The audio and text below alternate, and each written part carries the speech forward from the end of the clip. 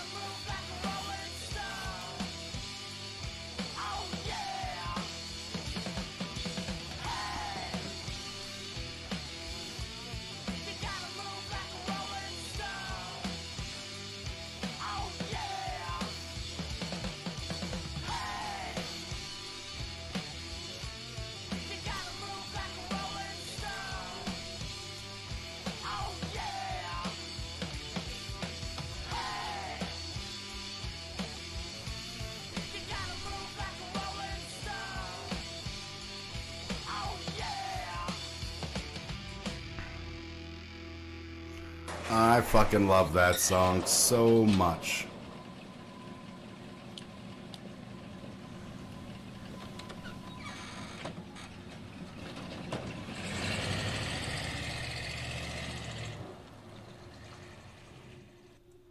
Yeah, they came up to me and they were like, hey, we want to do a rock video with you. And I was like, cool. And they were like, we want you to be the sleazy guy that runs the, whatever the fuck, the auction. And I was like, so one look at me and you think sleazy guy.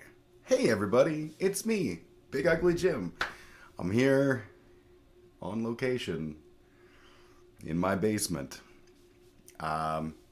This is because my fridge, which is always, every time you watch a stream of mine, you hear like behind the scenes, that's my fridge. The fan has been going for a very long time.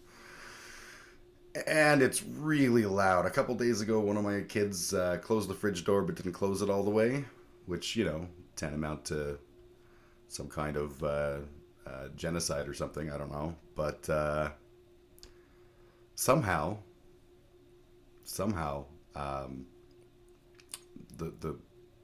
that just made the fans so angry. And so it's been for days now, it's just been like rah, pterodactyl scream level. So I'm doing my best to broadcast from somewhere where you won't have to deal with that. It'll still be there. I can see, like, when I just stop talking, it's still getting picked up. But that's upstairs, behind doors. There's not much more I can do. So it's gonna be a thing. We'll figure it all out together, because that's what we do. I am Big Ugly Jim. I am a small streamin' Andy from here in great city of Calgary, Alberta, Canada. I'm a musician. I'm a business analyst in cybersecurity. I'm a heck of a fun time. And I can be yours for the low, low price of I'm not for sale. I'm just kidding. Not that there's anything wrong with being for sale, because sex work is real work. But today's not the day for you to buy me. You know what? This gate case is going to piss me off, so I'm just going to do that. Because I keep looking at my thing, and it's like there's this black smear behind my head. So yeah, this is better. I have a new microphone. Yay! I did not buy a mic stand, so that's a bit of a thing. And it's a very heavy mic, so that's kind of fun. Kitty Jerkface! I don't pay, girl. I don't. You don't have to pay. You can have all of this for free. Zero down payment, zero interest. Zero interest being the key, I think. How you doing, Kitty? It's good to see you, my friend. Hope the world's treating you well, fella. And Bender, I don't feel right not seeing the awesome crow painting behind you. Yes, the crow painting is fantastic. That's was done by my friend Kiri, and she gave it to me as a thank you for doing some work on her website. So that was cool. I missed the crow painting as well, but I do have my beautiful 5-string behind me. I'm actually surrounded by musical gear because I have 3 bands jam in my basement. So over there we have Dongo's drum kit, and then we have Miguel's keyboard setup. We have my bass amp, Rafi's monitor, Jeff's guitar cab, Tally and my guitar cabs, Reno's drums, my trumpet, various pedals and shit. My guitar is immediately behind me, and then Fitzy's drums are in the back corner. So it's a busy space. Certainly not perfect for podcasting, and I'm sitting on possibly the most uncomfortable chair on earth. And because it's so much taller than the couch I usually broadcast from, I have a stack of 6 different books, I think, and a clarinet case propping up my computer, which is not precarious at all. The gear does make up for it, I'll accept it. Well, thank you. Yeah, I made the trip to Long McQuaid because I knew there's a few. I always go to Long McQuaid as soon as my credit's paid off. I go get more credit because Long McQuaid is awesome, and I fully enjoy just playing around at Long McQuaid and seeing all the stuff.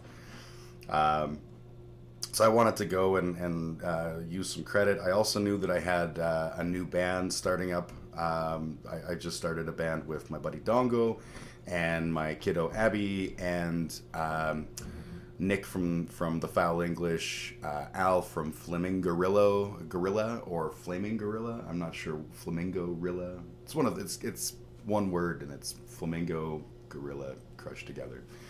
And Dongo, who was the drummer from Amigo Fantasma, Johnny Incognito, the Regurgitones. We've been making music together forever. So knowing all that, I was like, I should probably do some gear purchasing. So I got the microphone.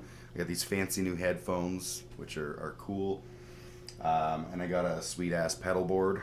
So life is good. I got like a HX Effects, which I'm not a gear guy, so I can't be like, oh yeah, it's got a 14% higher tint to oxygenation ratio or some shit. I don't fucking know. It makes loud noises and you can program it for the different bands I'm in, so that's pretty cool. I don't get it either. When Al told me when Al told me the name, when Al told you Flamingorilla, I was like, all right, that's the name. I think this band's called Go Away Fast, which I quite like. The theory is it's going to be ska-core, so kind of in the vibe of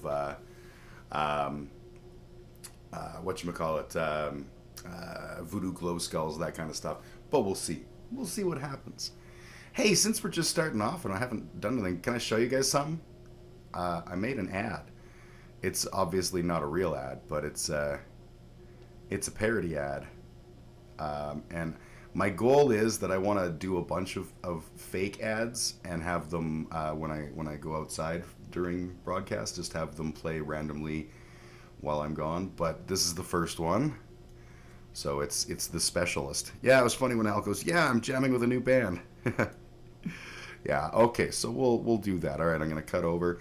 This isn't really an ad. It's more like me destroying an ad, but I do it in a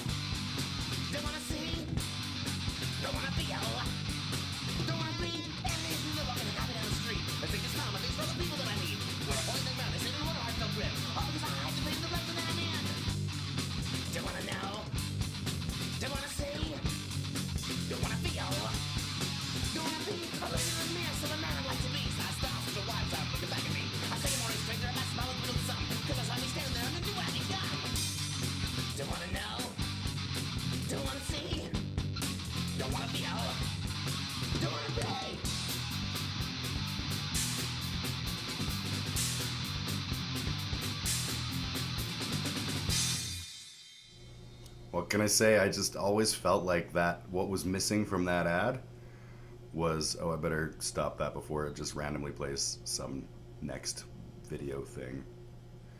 What was missing from that ad ultimately was a scene of violence at the end, because the ad annoys me. What can I say? Kendall Jenner, if you're watching, which I'm absolutely sure you are. I hope you enjoyed what I did to your thoughtful message of hope. He goes, big ska-core, and I go, do you know Jim Martin? Ha, this is amazing, ha. Yeah, totally. I had a lot of fun. It was an idea that popped in my head, and I was like, I had some free time this morning, or at least I thought I had some free time. Setting this all up there was no free time.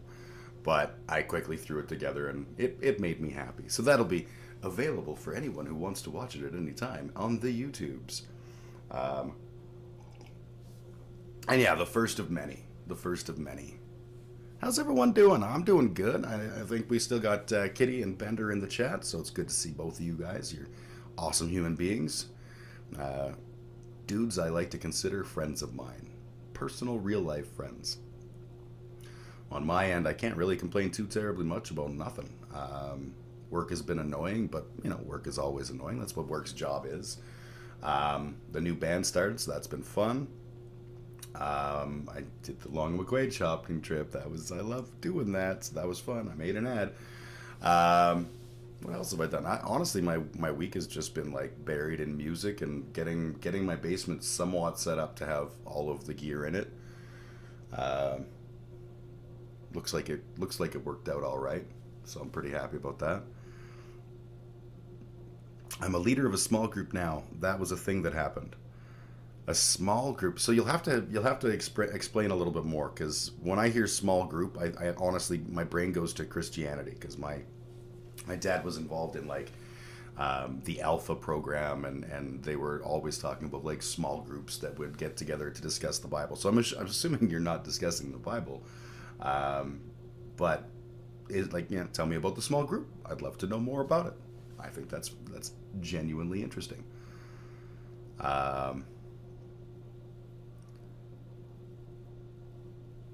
This is way too big. I have to make this smaller. You will not see anything. This is just a thing for me. But while I'm waiting for the explanation of that, I had a massage this week, which was sweet. I have a place that I go once a month for a massage, and it's super good. And so my massage therapist is fantastic. She always does really nice things. Like this time she gave me a container of like a package of this squid, which seems like a weird thing to do, but it's like beef jerky, but squid. And squid beef jerky is actually surprisingly kick-ass. So yeah, that was actually pretty fandangulous. And what am I doing? Holy shit. I'm clicking things trying to make my life easier, and all I'm doing is making my life harder. There we go. Now I am set up so I can see. I normally have like a TV that I'm Chromecasting from, so I get the delay. But anyways, so massage. I go from a massage, and the topic of so what have you been doing? And I was like, oh yeah, I bought a new microphone for my podcast, and my massage therapist is a young person, a millennial, so podcast was an interesting, tell me more about that. And it was interesting because I actually like stumbled. I was like, I don't even know what I do. I mostly talk about politics. And she said, well, I don't really do politics. I don't know what that is. And I was like, well, my politics, I'm very left-leaning. I'm a libertarian socialist, possibly a soc dem, because I just don't believe in the reality of libertarian socialism or the attainability of it. But that's the future I'd like to push for. And of course, she had no idea what I was talking about. So I started talking about, trying to explain, because to her, politics, in the conversation was pretty clear that politics to her is people who run for office, and they lie about things, and I was like, yeah, part of it is me looking at the things they're saying and going, haha, that's a lie, or you are distorting the facts or whatever. But in what I explained was the idea of my political leaning and how that relates to the podcast is I think that politics is like how we try to align what we value as ideals with the direction that our country, our city, our province, our world, whatever, is moving in. And so I think it's important to have these conversations where we talk about the things that come up and be like, yeah, this is my politics, and hopefully, sometimes we get some conversation, some debating going on. But yeah, I thought it was an interesting, because I'd literally never had that scenario where someone was like, what are politics? And I was like, I don't know. So tentacles, nah fam, I'm good.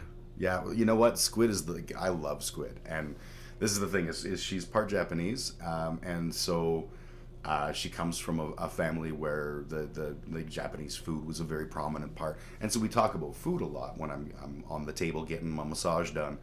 And she mentioned something about squid and was like, you probably wouldn't like that. And I was like, dude, I like everything. I am a non-selective omnivore. I will eat any food there is, because it's all interesting and all good. Certain exceptions apply. And so she was like, well, I'll bring you a bag of this smoked squid, and it was like beef jerky but with like a squid flavor, and it was really good. At work, I'm working on a project to help clear up some of the annoying renewals. I've been given a small group of people to help, and we call it the renewal vampires.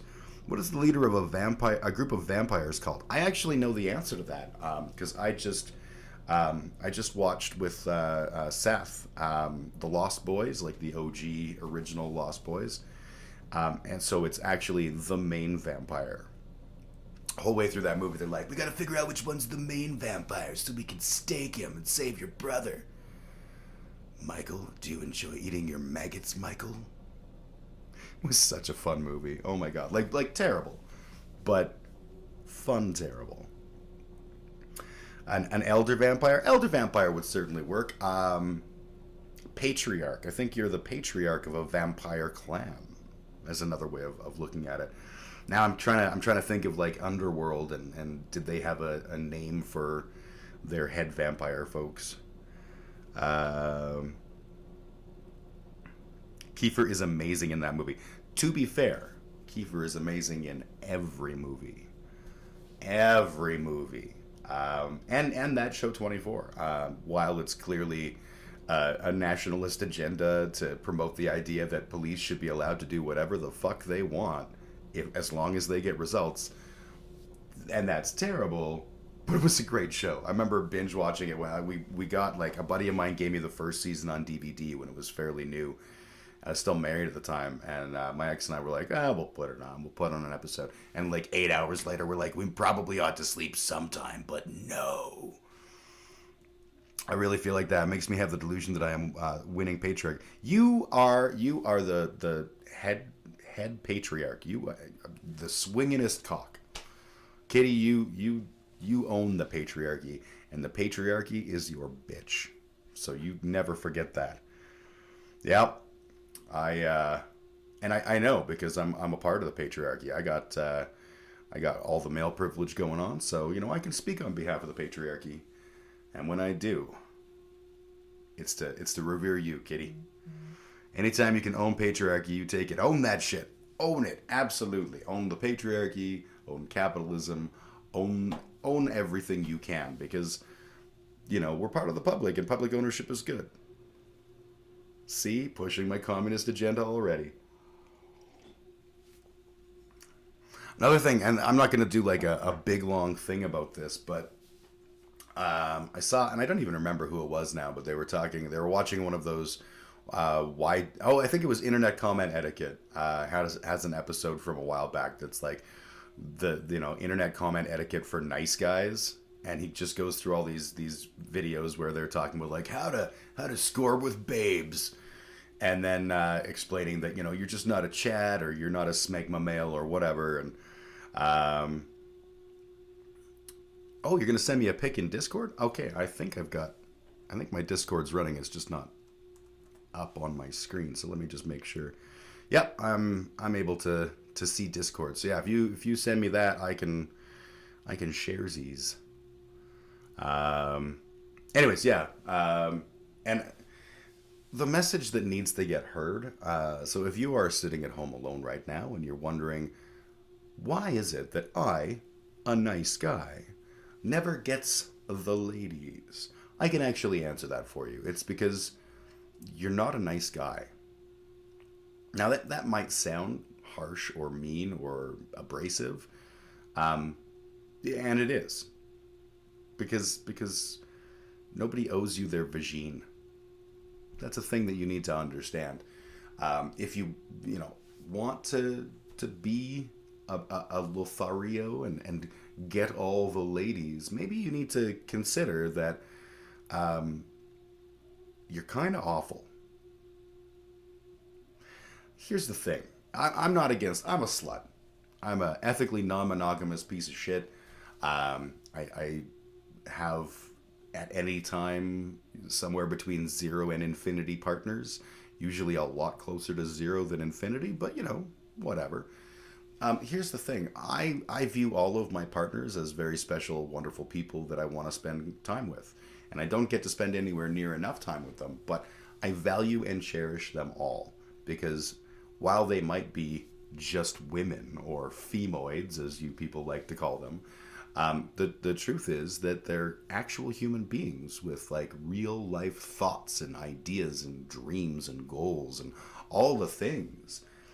And when you get to know them, sometimes they're really good and sometimes they're really awful. Much like those who are male. And of course, when I say these terms, I include trans men as men and trans women as women, because trans men are men and trans women are women. And anyone in between, just be whatever the heck you want to be. The people that get upset about that probably need to like figure their own lives out first. Anyways, back to the topic at hand. It's important to respect and like the people that you want to spend quality time with, especially naked quality time. Naked quality time is awesome.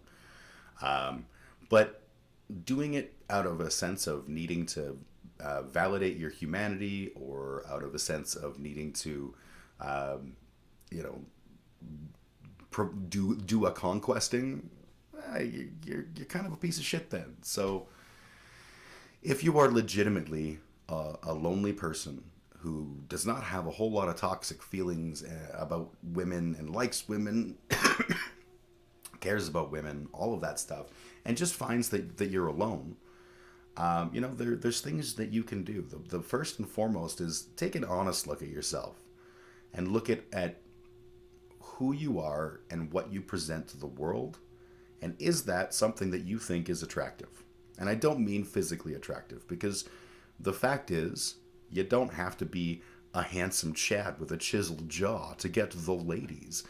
Most of the time, women find themselves attracted to good people. I am, of course, massively paraphrasing, but being a good person has always served me well.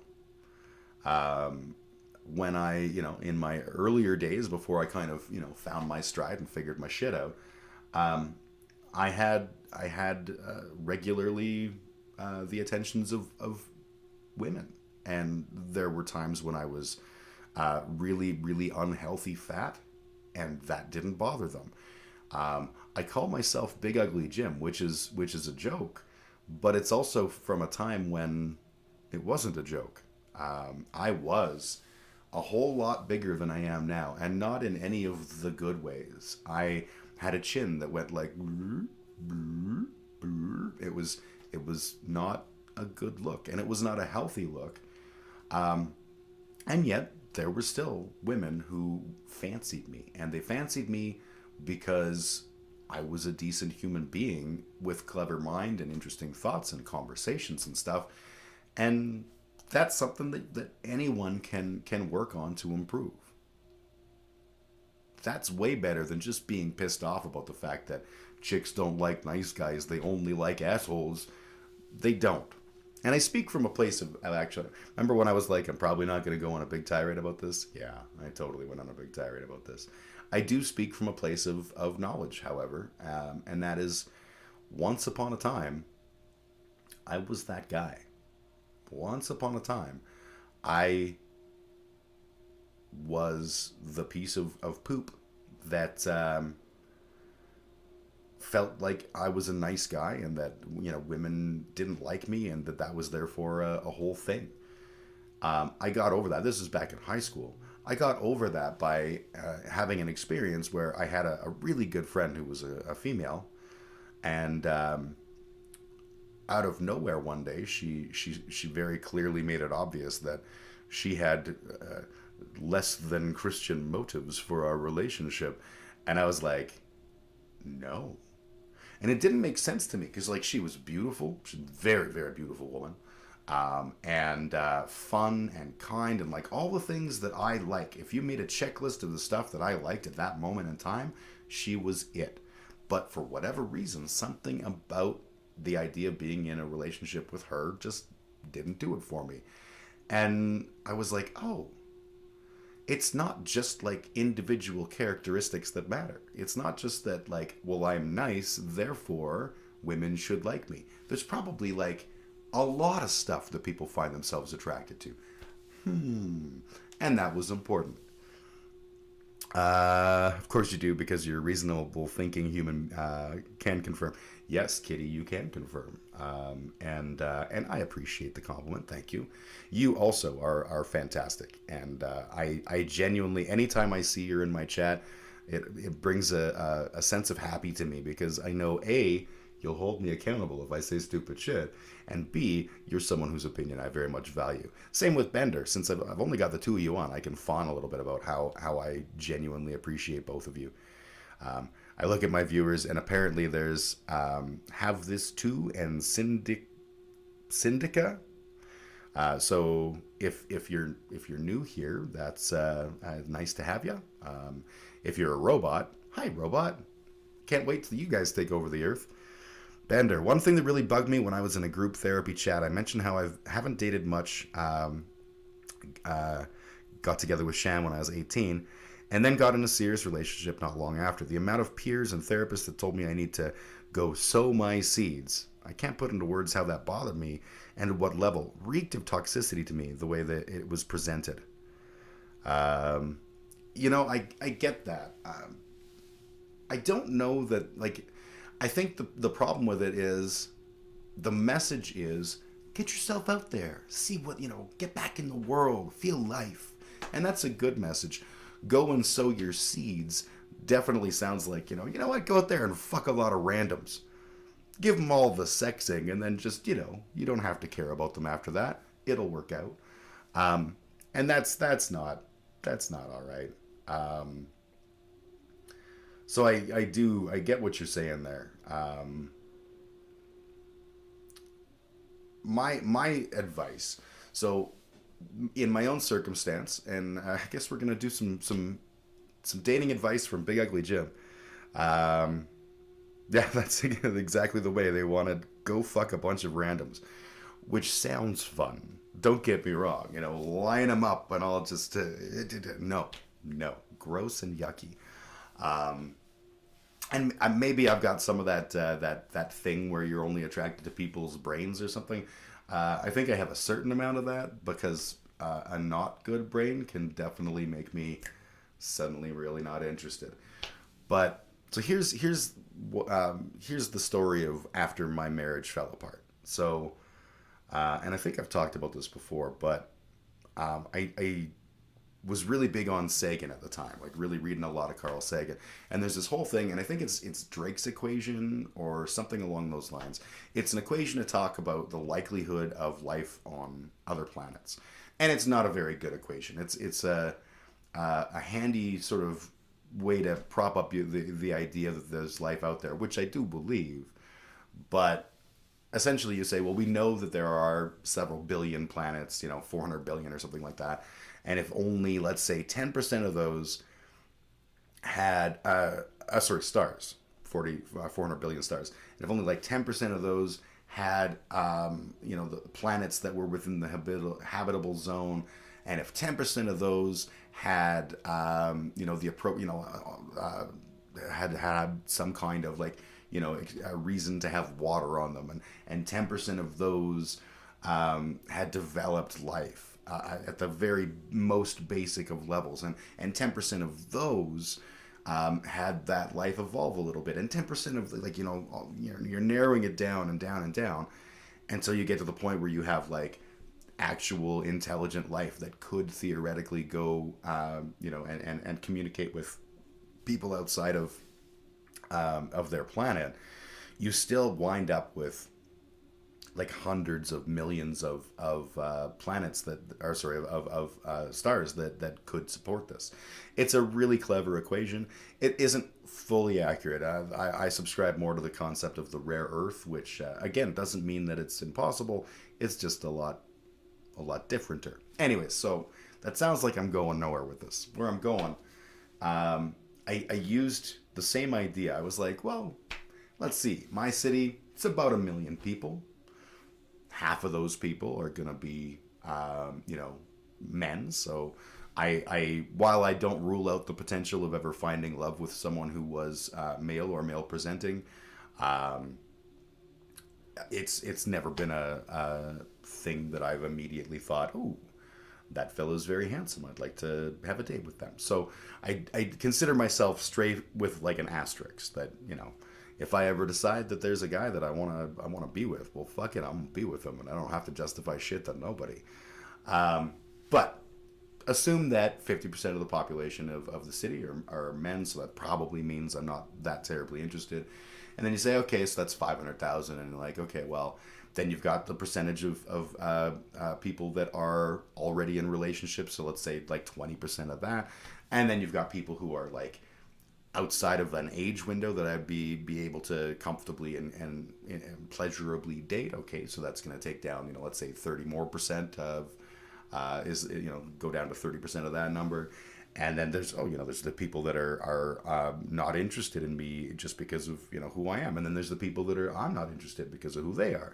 And then, you know, there's people who are gay and don't necessarily, you know, have, you know, the interest in dating a fella, and on and on and on and on. And I did the same thing, and I looked at the final number that I came up with, and it was 26. And I was like, oh no. There are only 26 people in this city who could ever love me. I will die alone. And it was pathetic. And it put me in this panic mode. And I was already like, you know, I got married out of high school. So I didn't have dating experience. I didn't know what I was doing. And this panic made everything worse. And there was this friend of mine who expressed a little bit of interest. And I actually got a call from a mutual friend of ours who was like, this is so cool. You and her, so cool. But go easy, buddy. She has been single for a really long time. She's very independent. She's very strong. The last thing she wants is for someone to smother her. And I was like, okay, I will not do that. And then proceeded to do exactly that. Because I didn't know what the fuck I was doing. And it went poorly. And the way that relationship, not even a relationship, but that thing ended, I realized that I was just being nuts. And so I called her, and my intention was to explain that, you know, like, I don't think I'm ready for this. And I didn't get through. I got a voicemail, so I left a message, and I was like, listen, you know, you're awesome and fantastic, but I don't think I'm nailing this. I think I'm being a bit of a loser, and I don't think I'm in a place where I'm ready, and I really don't want to like not have your friendship. So let's put a pin in this for the time being, because I just feel like I'm not doing good. And meanwhile, she was writing me an email that was like, hey dude, you're awesome, but I don't think you're ready. it was like synchronicity, and I was, and the good news is we're still friends, we're still awesome, but yeah, it was just definitely, it was not awesome. And I had a series of relationships where, again, I had this like wrong-headed perspective on what I wanted and what I needed. And it was really only after Karina and I split up many years later, that I was like, wait, I'm gonna be all right. And I think when people tell you to like get out there and sow your oats, that's shitty advice. The more important thing is figure your shit out. Figure out who you are. And I'm not talking about figure your shit out like, do you like blondes or brunettes? Do you like, whatever. Figure your shit out like, get your life in a place where you're okay. And you're okay with yourself, and you're okay with the stuff you do, and you're working on being the best goddamn you can be. And then when someone comes along, look at it in that perspective of like, hey, cool, that's a someone. I like you. We can hang out. I've got this life, and I'd like to show you bits and pieces of it. And also, we can take our pants off. This is all just super good shit. And yeah, and that, sir, is what I chose to do. Go figure. Well done, Bender. Because that is, I had to struggle to figure out, because like I said, I got married out of high school, and I had to struggle to figure out how to be alone. I went from from my parents' house to my wife's house, and I never had that need to be alone, and that's an awful feeling when you don't know what you're fucking doing. And it's even worse because, like, who the fuck can't be alone? I'm Gen X, man. My life was alone. But I went through it, and I got through it. And the nice thing is, anyone can. I'm no goddamn special superhero. I just figured some shit out and learned that making myself comfortable with me was way more important. And by virtue of that, I think that the people that come around my universe now and wanna have the more than friends kind of vibe, I think they appreciate that and they enjoy it, and it's an attractive quality in and of itself. I'm looking for someone who wants to eat pizza, watch movies, and cuddle every second Friday. Other than that, I'm okay. Yeah, and honestly, that's one of the challenges in my universe is, like, I'm real good at being with a partner, but I'm not really good at, like, stitching my life into theirs. And that's kind of one of the reasons I think that I sort of default to the state that I'm in, where I'm not, I don't want to get married. I don't want to, like, see someone 8 times a week and, write them love poetry all the time and stuff.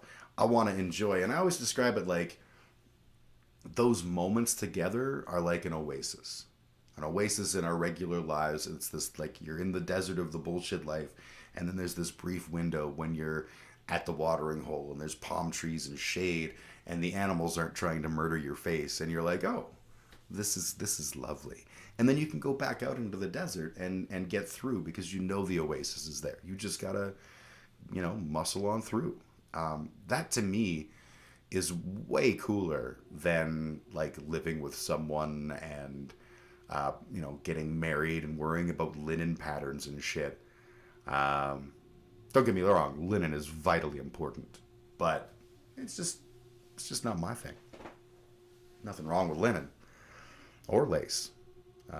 Yeah, don't mind me just figuring my shit out. Yes, that is the best thing that anyone can do for themselves, is just get their head on straight, figure some shit out, and be like, oh, you know what? I'm good. I had to force myself. I called it master dating. I had to force myself to, like, take myself to movies, take myself to restaurants, because I was so used to the idea that this was something you had to do on a date or with a group of friends or whatever. And, like, so if I didn't have plans with people or a show to go to, which I did a whole lot of, then I would just sit at home and be like, boop-a-doo.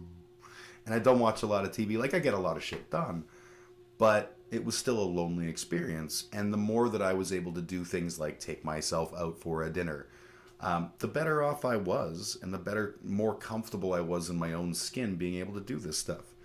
That's my favorite thing. I can't wait to take myself out for dinner again. Right, Kitty? I totally get that. I love doing that kind of shit. I took your master date advice. Yes, because I brought that up when we were helping you move, Bender. And my Cavalry FC games have been date day for me.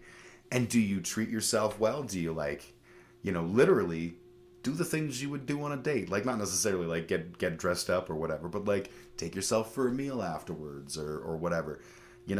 Enjoy just that time. I think that's fucking badass, dude. That is super cool. I'm very proud of you. I'm like, I know that you've gone through a bunch in the last, bunch of years, and you're coming through, man. You're coming through the other side, and that's fucking fantastic, because the world needs you, and we love you, and I can't wait to see what music comes out of all this development and growth, because, yeah, I loved me some Valor back in the day, and I can't wait to see what comes next. All right, I'm going to talk about another thing now. We can always go back to talking about sex and relationships and stuff. I think it's fascinating, but I keep looking down and seeing the thing that I was going to talk about. Because this is a annoying thing. Let's go, Brandon. Are you guys familiar with Let's Go Brandon? Making you blush again. It's coming, dude. Right on. I'm glad it's coming. Are you? Yeah, so Let's Go Brandon is a thing. I'm going to play you where it comes from real quick. I think I've got a link. Do I have a link? Shit, I didn't save the link. Okay, let me just quickly find that. Where the fuck is my window? There it is. Let's Go Brandon. Now there's a whole bunch of fucking commentary about it. I just want to see the fucking... There's a theme song.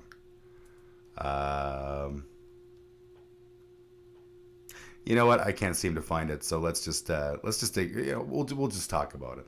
Essentially, Let's Go Brandon. You posted on Reno's page, if it's what I think it is. Let me see if I can find that.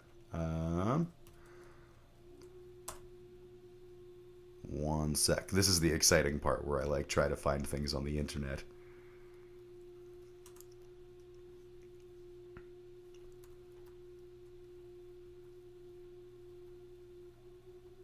I think you're just looking at the memes of Let's Go Brandon.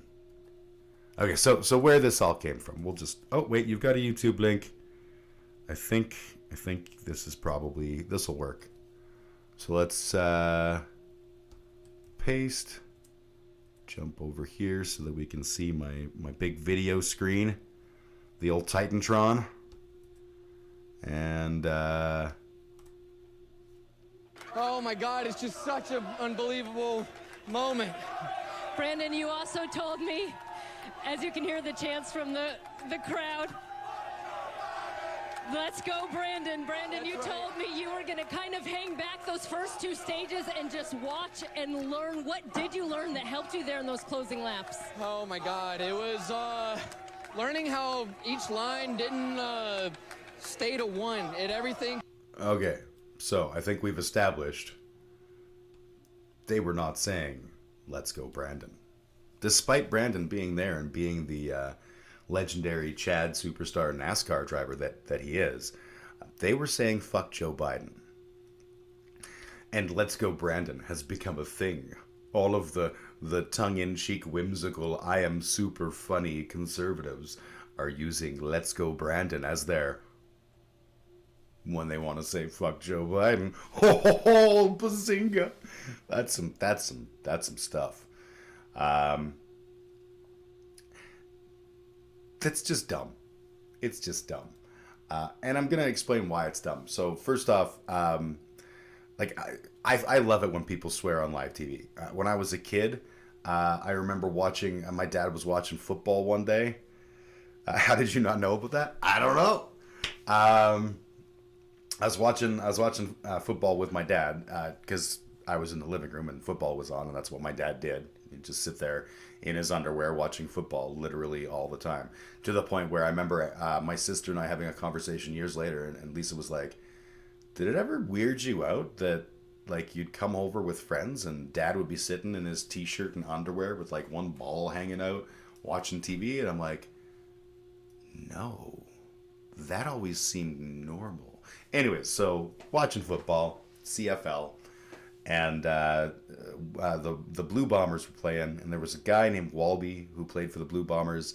I don't even care about football, so the fact that I remember this 30 years later is probably pretty important moment for me.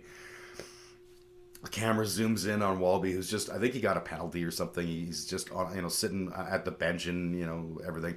And some dude right by the camera's like, Walby, you fat fuck. It's the first time I ever heard swearing on TV, and I was like, oh my God, this is amazing. This is the greatest day. And yeah, so I get it, and I think it's adorable. I don't know whether that was an attempt to cover when they were like, yeah, the crowd's chanting, let's go, Brandon. Or if it was just that they couldn't probably hear. Either way, funny. That is funny. Inarguably funny. But, and actually some more news just did, this week they released a one of their weekly Some More News with the topic, why is conservative comedy so not very funny? So definitely watch that if you enjoy giggling about this kind of stuff. But yeah, like literally, it's like they finally have a second joke. They had that first joke about, you know, I identify as an attack helicopter, and now they have let's go Brandon. Oh, that's all they want. So for the record, fuck Joe Biden. Fuck Justin Trudeau. Fuck all of them. They're not awesome. But, like, congratulations on being an edgelord. Like, it's really just not, like, you saw a funny thing, and now you're just gonna shit beat it to death. Which I guess makes sense, because I see you guys at protests, and I see how you treat other people. So why wouldn't you treat comedy the same way? But it's not funny. It was funny. It was legitimately, genuinely funny until it wasn't. Nobody's stopping you from saying fuck Joe Biden. You could just say fuck Joe Biden. I just said it like twice in the previous 2 sentences. Fuck Joe Biden.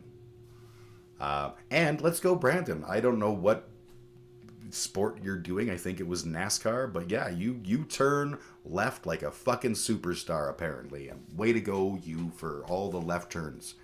Let's go Brandon. But this is just dumb. It's gotten dumb. All the, you know what, every time I see this shit, I just think like, I imagine this sea of like red hat wearing Fred Durst fucking losers sitting around going like, we are so edgy, we are so funny, that's how you own the libs. Yeah, you know what, you're owning the libs by pissing on your own toilet seat. And like, congratulations. Like when you guys were setting fire to your fucking Nikes while you were wearing them and going, this was a bad idea. The hip hop song that's taken the world by... Oh, is there a hip hop song for this? I cannot wait to hear it. Oh, wait. Yeah, I can. Guns don't kill people. Alec Baldwin kills people. Oh, another example of that. Like, don't get me wrong. Fuck Alec Baldwin. I find him to be an annoying shitlib. And, you know, I'm sure if I got to know him on a personal level, you know, Alec, if you're watching, call me. We can hang out, buddy.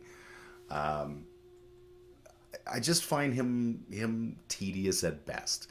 And I know that he's like an anti-gun guy, and this is an awful accident.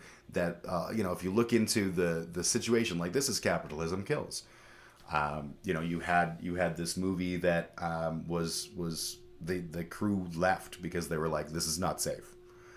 And rather than fixing the problem or getting a new certified crew, they just brought in some scabs because of the whole IATSE strike. And, you know, someone died as a result. Now, that's obviously, this isn't like, you know, that's why organized labor is important. Because, no, that's why living up to your ideals is important. If you believe in gun safety and you believe, and, you know, Alec Baldwin, you're a producer on this fucking show, if I understand correctly. So, you're living your ideals there, Haas, this shit wouldn't have happened. But, yeah, someone died. And then immediately coming up with these fucking mean-spirited, shit-ass edgelord jokes about, like, you know, guns don't kill people, Alec Baldwin kills people. Like, okay, you are so funny. You're so ripe with the comedy goods. I hope that you live a long life. Or do I? You know, like, there's loads of reason to hate Joe Biden that are totally legitimate. As a leftist, I find it hilarious that he's got a fucking majority and he can't pass his own bills. Like, that says something. That says that, you know, the most powerful person in the U.S. Right now isn't Joe Biden. It's fucking Steve Manchin and what's her fucking... why can't I think of her name right now? Because patriarchy. Just fucking ridiculous. Like, that you can't push your... And like, even if the Republicans were like, no, you have a majority. You can just be like, I don't care about, you know, fuck your face. and do what you're doing, but cannot seal the deal. So fuck Joe Biden. You know, and this is the curse of bipartisanship. The idea that you have to like make nice with the other side, because even though they don't make nice with you, you're the bigger, better person. Are you? I don't know that that's the case. I feel like we're all getting taken for a ride here, and you know, Joe Biden loves this. One of the things I hate about Joe Biden most is he will talk about things like reforming IRS laws, which, yeah, I'm a Canadian, that doesn't mean shit to me, except that if the US reforms their tax laws in a way that punishes billionaires, it could happen here in Canada. And fuck yeah, that'd be awesome. We don't have anywhere near the level of billionaireosity, but we've got our billionaires, and we've got billionaire corporations that are doing all the same shit to our people here. So I'd love to see it. But Biden's not the guy who's ever going to make that change, because turns out the people who support him and pay for him to do all the things that he does are the ones he's talking about taxing, and he won't. So fuck Joe Biden. And Brandon, wherever you are, you know, turn left well, my friend. And on that note, I think I'm going to take my first little pause here. I'm going to put on some of my shitty homemade music. And where is my shitty homemade music? There it is. And I'm going to play some Jagmeet Singh conversation. This is taken from Jagmeet Singh's keynote address and Q&A session at CPAC, which is, or on CPAC, which is not like the American CPAC. It's Canadian Public Access something. I don't know. It's a different CPAC. Far less Fuentes, far less hate. So, here we go. Bonjour, greetings friends. I want to begin by acknowledging that I come to you from Ottawa in the traditional lands, the traditional unceded lands of the Algonquin Nation. And anytime we acknowledge the Indigenous territories that we speak on, I think it's important for us to also commit collectively to fight for justice for the first people of this land. Un grand merci à tout le monde d'être ici dans cette congrès virtuel. J'aurais préféré qu'on soit ensemble en personne, mais je sais qu'on est dans un temps difficile. Mais je veux apprécier tous nos bénévoles, les militants, tous les gens qui font partie de notre mouvement. Merci infiniment pour votre implication, votre travail. Grâce à vous, on a réussi à élu des députés néo-démocrates, et on a eu l'opportunité de créer vraiment des avantages pour les gens. C'est grâce à nous qu'on a amélioré la condition de plusieurs personnes. Merci infiniment. I'm sad that we couldn't be in person. I know that there's so many moments, special moments that we enjoy in person, in the hallways, and I know we're missing that. And these are difficult times, but I want to take a moment to thank each and every one of you.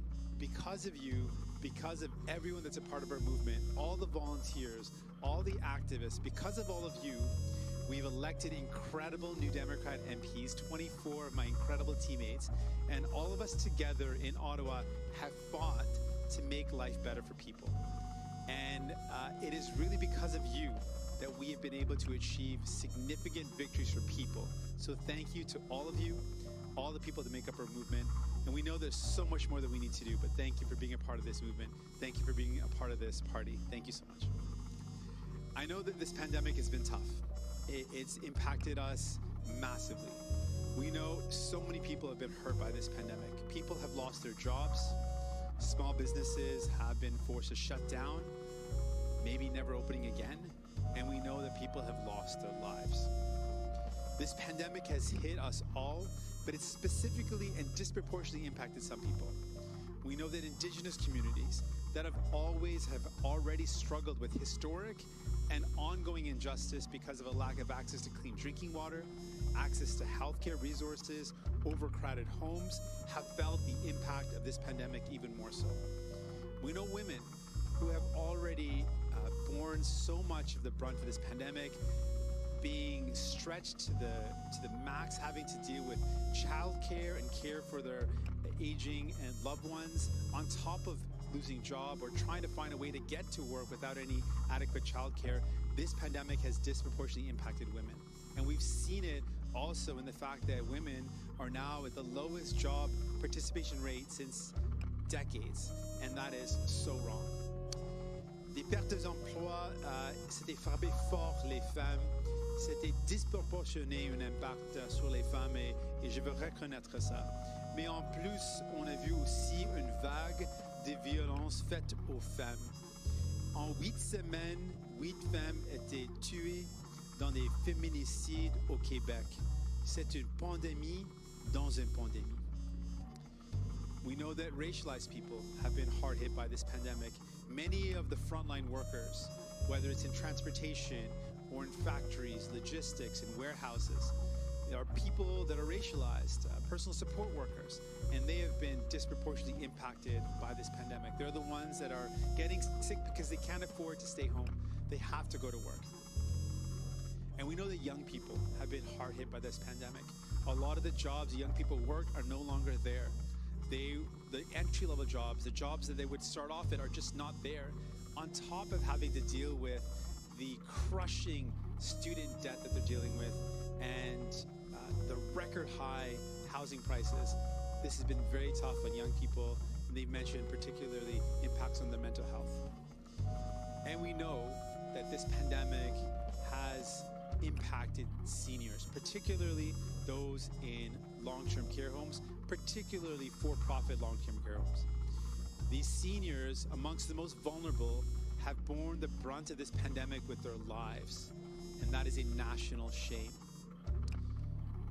Les coupures successives des libéraux conservateurs dans les transferts en santé ont contribué aux problèmes qui font face nos aînés dans les centres de soins de longue durée.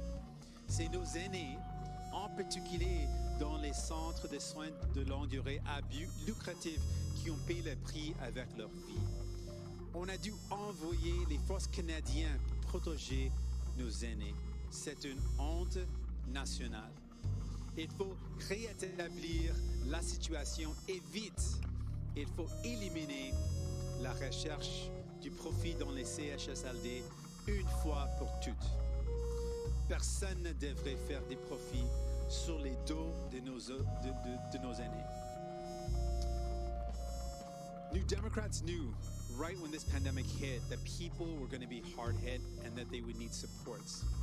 And what we saw throughout this pandemic was that Justin Trudeau wanted to give the least support possible. But New Democrats fought for the maximum help for people every step of the way.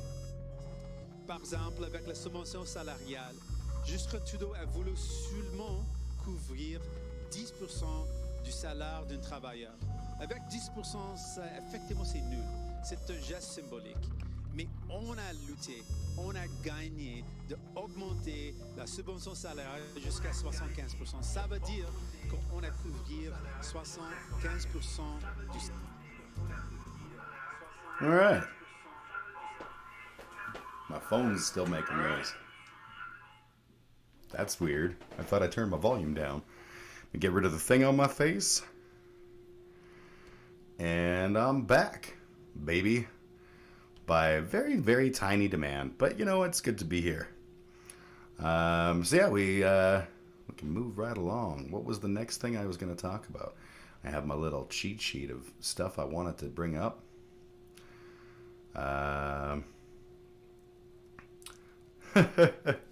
Stochastic terrorism. Because why not? Why not? Let's talk about stochastic terrorism. Get my phone down. So, let me update my title thing. Oh, before I do that, did I get a message back from you, Kitty? Heck yes. Okay, cool. I just wanted to make sure it was cool before I shared that image on screen here, because this is my friend Kitty Jerkface now, sorry. Where's my direct messages? Now I'm going to have to quickly adjust a thing here so that it's visible. One sec. I need to be better at all this stuff. I need to have like 8 monitors is what I need.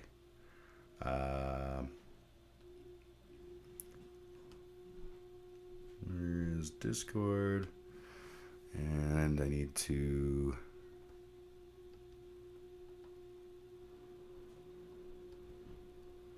Why are you blank?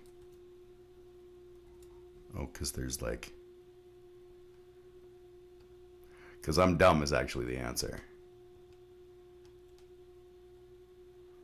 I'm going to shrink this down. This is a lot of work for one image, but it's a good image.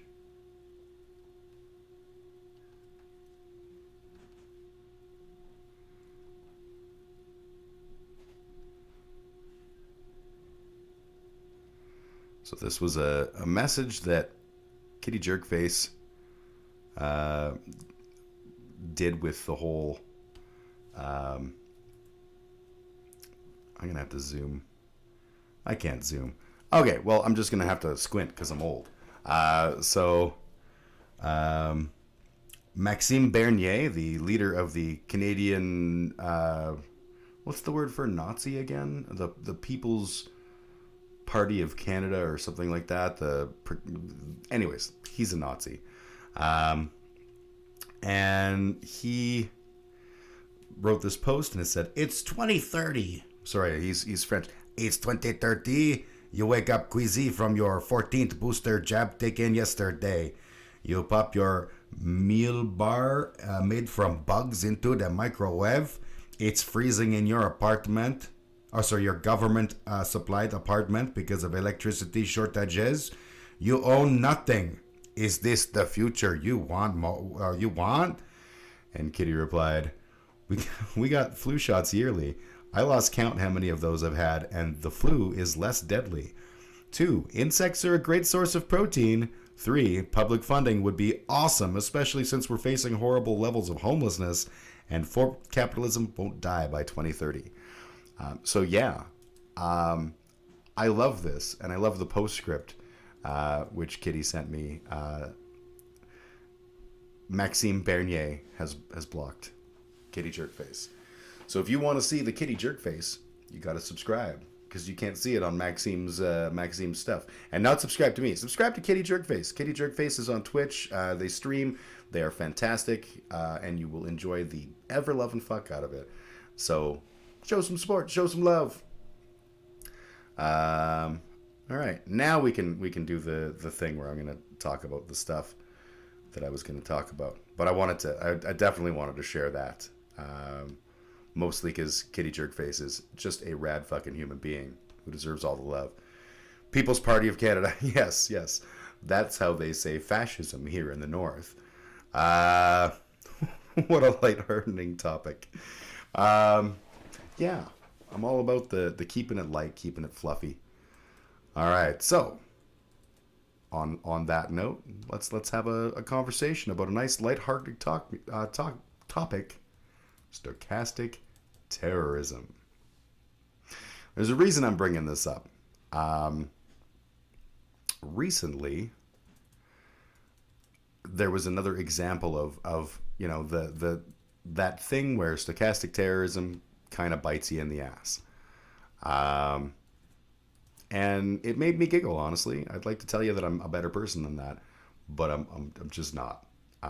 So first, actually, let's first watch the video. This is friend of the show, Charlie Kirk, good buddy of mine. I say that with nothing but the truest of falseness and hate, because he is...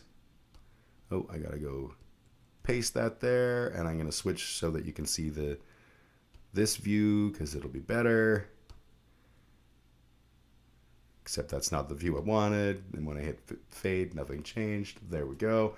Now, here it is. So this is from Turning Point USA event. That's Charlie Kirk there, looking all Charlie Kirk-like. You ready? You're brave. you're brave for what you say, and the fact that you stand up there and say it, and I appreciate it. I think we all appreciate it, actually, because there's not a lot of people that have the balls to do it. Yeah, Charlie Kirk. The I balls. want to ask you something a little bit out of the ordinary, so prepare yourself. At this point, we're living under a corporate and medical fascism. This Are is we? tyranny. Ooh. When do we get to use the guns? No, and I'm not. That's not a joke. I'm not saying it like that. I mean, literally, where's the line? How many elections are they going to steal before we kill these people? So no, no, hold on. So that's a question. When do we get to start murdering people who voted a way we didn't like? Let's see how Charlie handles this. No, stop. Hold on. Now I'm going to denounce that. I'm going to tell you why. Because you're playing into all their plans, and they're trying to make you do this. That's okay. Just hear me out. You started with a compliment, so at least give me a little bit. They are trying to provoke you and everyone here. They are trying to make you do something that will be violent, that will justify a takeover of your freedoms and liberties, the likes of which we have never seen. We are close to have, hold on, we are close to have momentum to be able to get this country back on a trajectory using the peaceful means that we have at us. So to answer your question, and I just think it's, overly blunt, we have to be the ones that do not play into the violent aims and ambitions of the other side. They fear, let me say this very clearly, they fear us holding the line with self-control and discipline, taking over school board meetings. They're the ones that are willing to use federal force against us. And I know that people get fired up. We are living under fascism. We are living under this tyranny. But if you think for a second that they're not wanting you to all of a sudden get that next level where they're going to say, okay, we need Patriot Act 2.0. If you think that, Waco is bad, wait till you see what they want to do next. What I'm saying is that we have a very fragile balance. Okay, we don't need to give Charlie any more time to speak because Charlie Kirk is literally a demon and he can suck my nuts. Interesting response, though. I don't know if Charlie's familiar with the fact that, first off, the Patriot Act, surprisingly, did not come from the Democrats. That was straight up George Bush Jr. Yikes. So that's not a thing that's real. Add to that the fact that what he's doing is a really effective backpedal. Because Charlie Kirk and those like him whip their audiences up into a frenzy of rage. This is my favorite clip of the week. Yes, it's so deliciously uncomfortable to see. This is the fruits of his labors. This is what I'm getting at. This is the thing that they do. They whip their base up, and they talk about stealing elections, and they talk about fascism and vaccine mandates, and they're coming for your guns, and all this other shit. Specifically to rile up people because angry people are donating people. And donating people are Charlie Kirk's kind of people. Turning Point USA ain't free, goddammit. But then sometimes they get that direct confrontation that you have whipped me up into this frenzy and I'm here for you. And I want to do this. When can we start the killings? And Charlie Kirk has to be like, whoa, guys, hang on. Let's just take a moment and think about this is what they want you to do. This is, it's the Democrat plan to make you the villains, which is, clearly it worked because this is a man wanting to murder people because of garbage. So that's, called out, fella. But yeah, this is the end result of stochastic terrorism. And the thing that Charlie Kirk does not want is to see it.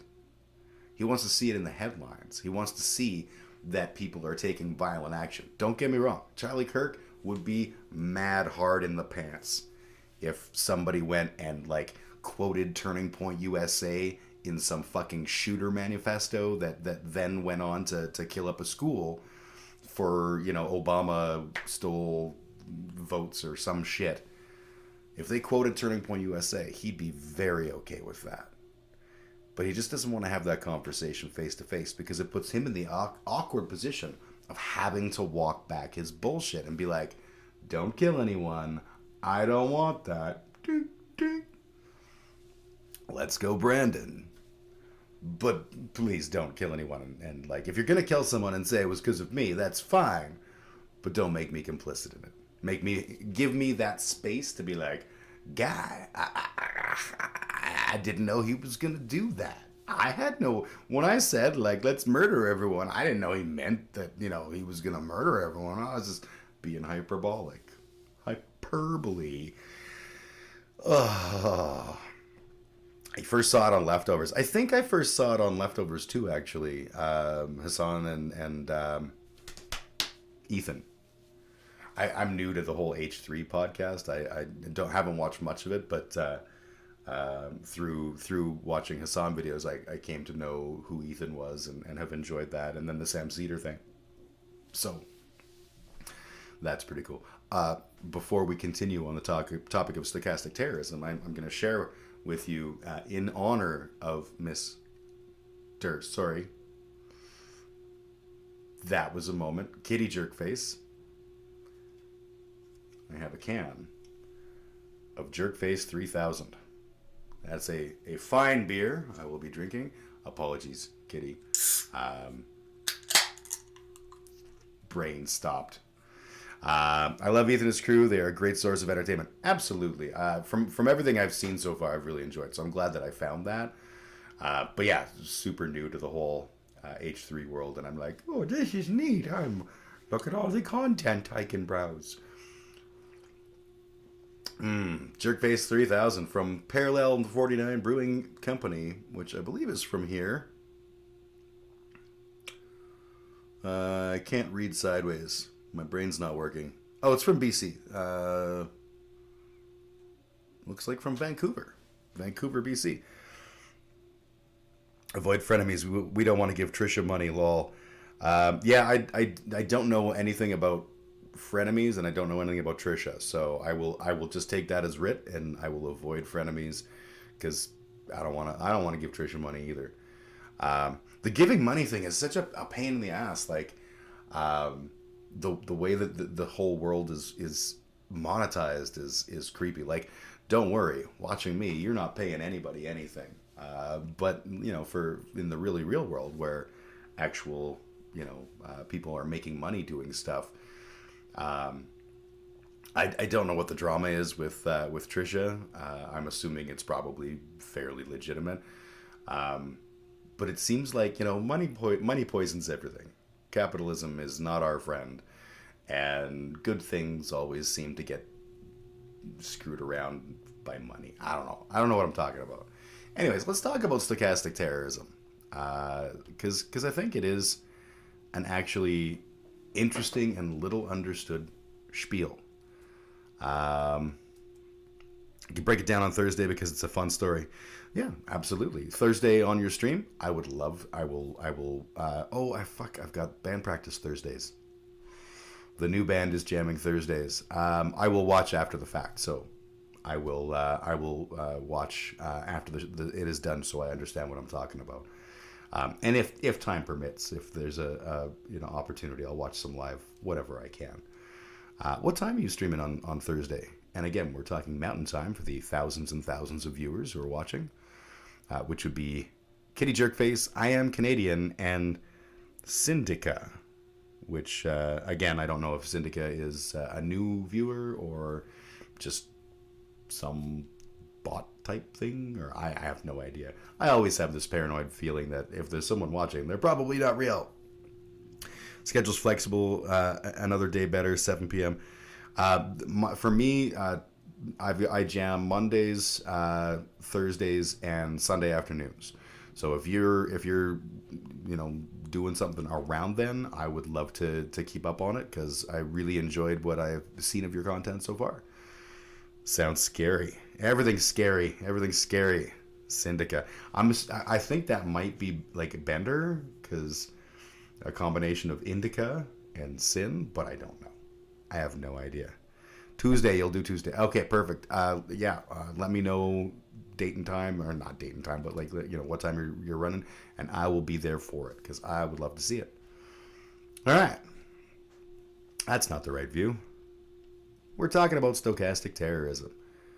And that's the right view. Okay, so I'm going to go here. First and foremost, stochastic terrorism definition. Lone wolf attacks, Wikipedia. So, stochastic terrorism. Since 2018, the term stochastic terrorism has become a popular term used when discussing lone wolf attacks. While the exact definition has morphed over time, it has commonly come to refer to a concept whereby consistently demonizing or dehumanizing a target group or individual results in violence that is statistically likely but cannot be easily, accurately predicted. So that's an important thing as far as I'm concerned. When we think about, and both sides are guilty of this. I want to make that perfectly abundantly clear. I am not going to like pretend like, oh, it's only the right wing that uses this. The right wing is just really effective at it. The constant perpetual demonization is like their stock in trade. And the culture war has given them whole new ways of demonizing people on the left and political opponents. And it's so essentially what stochastic terrorism is this idea that from 30,000 feet, you can be like, hey, demonize these people. They're scum. They're terrible. They're evil. And someone hearing that, statistically, is going to react to it. Someone is going to react violently to that. But you have enough space between you and that person that you can be like, hey, how was I to know? I did not know that they were doing. I was just saying words, free speech. It's them. They're the problem. They're the ones. That's why these guys that like shoot up schools or shoot up mosques or shoot up, whatever, always leave their little weird manifestos, and they always talk about the same shit. How they were inspired by the discourse and Fox News and Breitbart and all of these different, non-mainstream media sources that essentially radicalized them to do this without having the balls to be like, yeah, we actually did. Right? They just leave that window ajar. Train them so they know violence is okay. Who to do it on, then wait for them to do their job. Exactly. And like this concept is not new, right? We have seen this for all of human history. I'm not going to pretend like it's a new thing. But the rise of fascism obviously was, in the days of, in the days of Hitler and Mussolini, they really found ways to weaponize this, to make the population susceptible to this message. And when you bombard this message, that there are people hearing it, right? And they're gonna act on it. And to me, that's really fucking troubling. It's that spot on the graph where free speech becomes scary. And yeah, I said that. I am not a free speech absolutist. I believe that there's responsibility that comes with freedom. We don't see a lot of that. Putin, Xi, Trump, they all use it. Yep. Oh, absolutely. No need to give orders when behaviors requiring violence are known and programmed in. Totally. This approach is so common, and especially in our connected interweb world, there's so much for anyone who is starting to get radicalized to just like move farther and farther down that pipeline. They call it an alt-right pipeline for a reason. Again, I'm not going to pretend like this isn't also true of leftists, but I'm a leftist and I'm not taking ownership for that shit right now. That's just as much a problem. I don't tell people to go out. Well, I probably have told people to go out and punch Nazis, and in fact, you should go out and punch Nazis. Maybe I'm a stochastic terrorist too. I'm probably okay with that. But like, thinking back to like Gamergate and the rise of like Islamophobia among these so-called secular folks and shit like that. Like, the sheer volume of information that was designed to make people angry and make people feel like they're under attack was uncomfortable. And I mean, like, this has not changed. Pat King is constantly making his little podcasts about how Black Lives Matter is like a terrorist organization. I've got a Black Lives Matter and an Indigenous Lives Matter sign up in my window, and regularly I have moments, and they're usually just moments because I'm a big fella, but they're moments where people feel like they need to push back on that, and they'll be like, all lives matter, and I'm like, yeah, I agree. Therefore, Black Lives Matter and Indigenous Lives Matter, and they but that means that blue lives matter. Well, blue lives matter in the same way that all lives matter, but blue lives and black lives are not the same thing, because you can't have your guidance counselor can't tell you to become black. Your guidance counselor isn't going to be like, here's the 3 things you need to do in order to become an Indigenous person. That's not possible. The whole blue life thing, that's a choice. A choice a lot of them are taking back right now because they also don't like following the rules. Your socialist nature reeks of sedition. Hey, true story. Sedition. And I had that long before January 6th, so completely unrelated to any yahoos storming any Capitol buildings in the United States. Oh my fuck, Pat King, that guy. Yeah, that guy's a fucking nightmare. And he's got, like, I'm nobody. Pat King is somebody on the internet because he just sits in his house and talks racism and violence, and people are like, hey, that fella seems not at all unglued. Godless people lovers like you must not get it. It's true, I am godless, and I don't get stochastic terrorism. Yeah, like, I feel like it's the stochastic terrorism is like the coward's way. Years ago, Trump puts his full page ad in the New York Times calling for the death penalty to be applied to the what was the name of the kids, the group that they were referred to as the fucking park, the big ass park in New York, Central Park 5. Well, I don't even know if that's the right answer, but those kids who were like 16 years old, and here is this wealthy man putting an ad in the paper saying they should be killed. Now, that's a little creepy. More importantly, what we're seeing nowadays is that ad isn't in the paper, and it's not left to the billionaires. People can just go on the internet and go, these people should be killed or violently attacked. Like, admittedly, I just said about Nazis. That's unnerving, and that's problematic, and I don't know what the answer is. Speech has to have responsibility applied to it. I don't feel like I'm being irresponsible if I tell someone to punch a Nazi, because you're damn sure the Nazi would punch you first if given the opportunity. But Chris Sky too, both of them can get all the way fucked.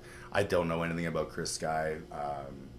That's a new name to me, but I would assume part and parcel of the same, cut from the same cloth, as it were, as the fine people on both sides that are Pat King.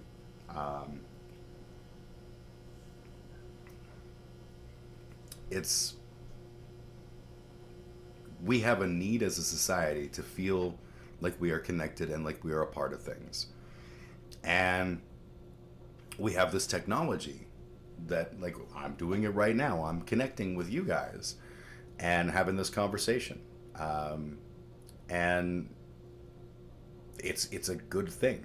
But we've also, like, as a culture, I remember we watched, a couple weeks ago, we watched that TED Talk from Eric Bischoff, which was fascinating and also copyrighted, so we can't bring it back up.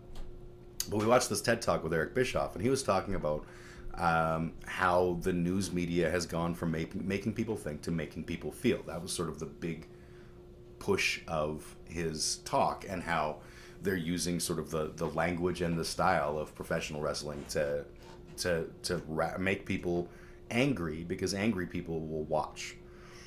When you watch the news to be informed, you watch for, a half an hour, whatever. But they got 24 hours a day of this shit, and they need to keep you glued. So if they keep you angry about things, and like you need to watch to be able to get all of the latest information, that's an easier sell. It's better market share. And this is an example of how capitalism kills motherfuckers. So who gets to decide what gets said? Good question. I am Canadian. I'll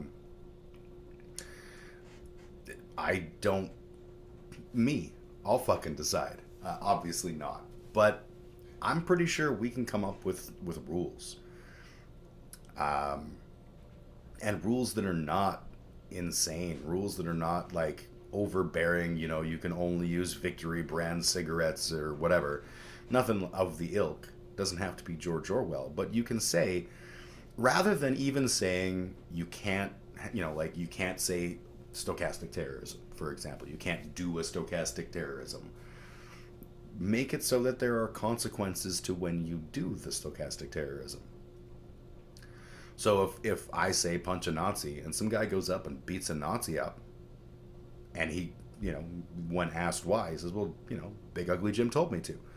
All right, that probably means I should have some consequences for my role in that. It shouldn't be like, life in prison or whatever, but I should feel some kind of ramification for that. I'm okay with that.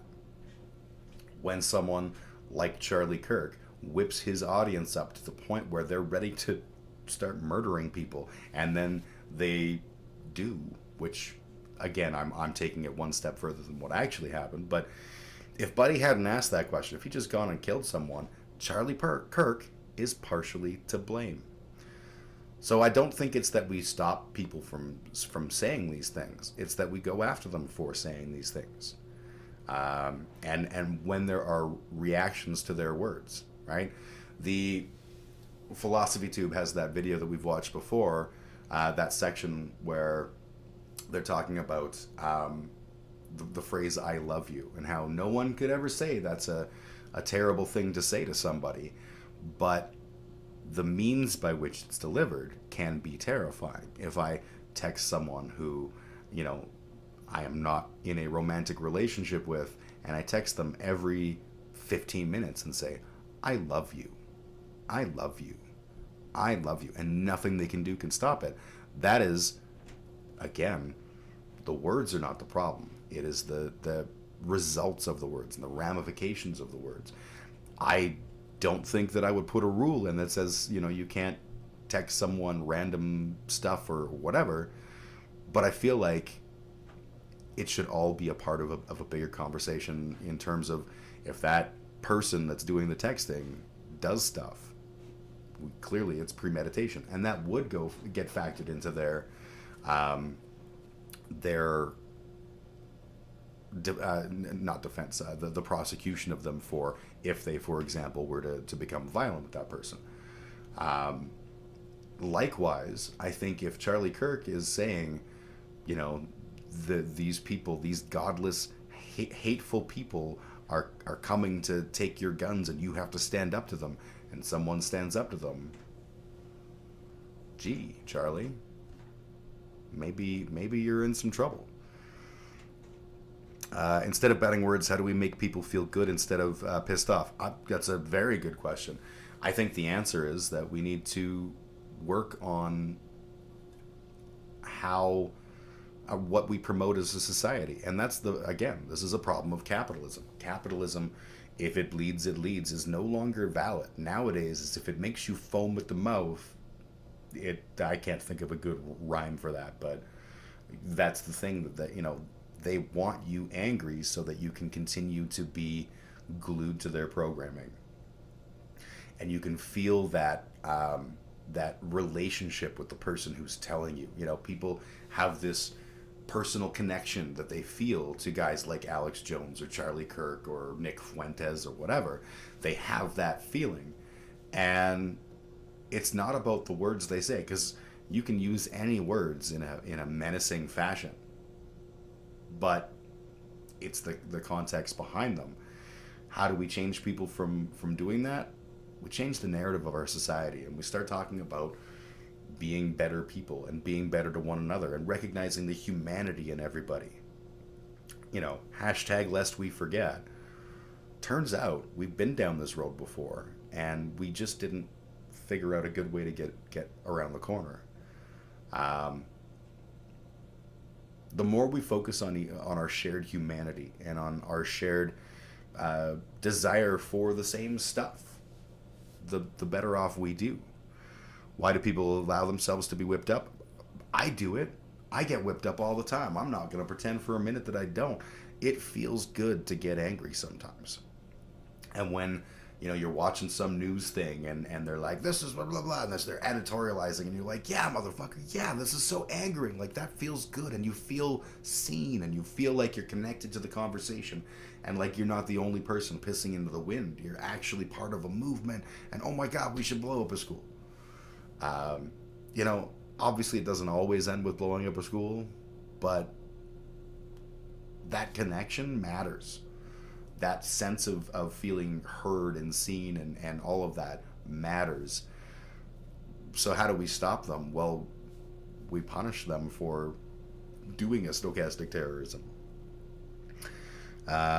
Human rights possible. You have a right to breathe. So far, remember, water used to come out of the tap. Why do people love those? Because opinions and emotions and shit, because you know mine's more important than yours, and I can only express that through loudness. God. Foam of the mouth like those assholes from the South. There you go. Foam of the mouth like those assholes from the South. Yeah, I think that the lack of consequences. So I'm all for that idea of free speech, but I do believe that freedoms come with responsibilities, and violations of those responsibilities should have some kind of comeuppance. Again, I'm not saying like if Charlie Kirk goes on Turning Point USA and says, I hate brown people, that he should go to jail for hate crimes. I feel like there should be some manner of looking at the overarching reaction, the social impact of the things that he said, and saying, this is what that punishment looks like. Someone like Donald Trump, I would in no way be sad to see Donald Trump arrested for the shit that he said and did, because he was very complicit in a huge amount of problems over the last decade and longer. You know, the Central Park Five was quite a while back. Freedom of sleep doesn't mean freedom from consequences. It does not. Sorry, I am Canadian. I know. And it shouldn't mean freedom from consequences. You know, like the argument that's always presented is shouting fire in a movie theater. Yes, you can legally shout fire in a movie theater, although I think there are sort of things that have been done to make it so that, no, you really can't shout fire in a movie theater. But from a free speech perspective, I have no problems with someone shouting fire in a movie theater. And if people get trampled to death as a result of those words, that's on the person who shouted it, and they should be punished accordingly.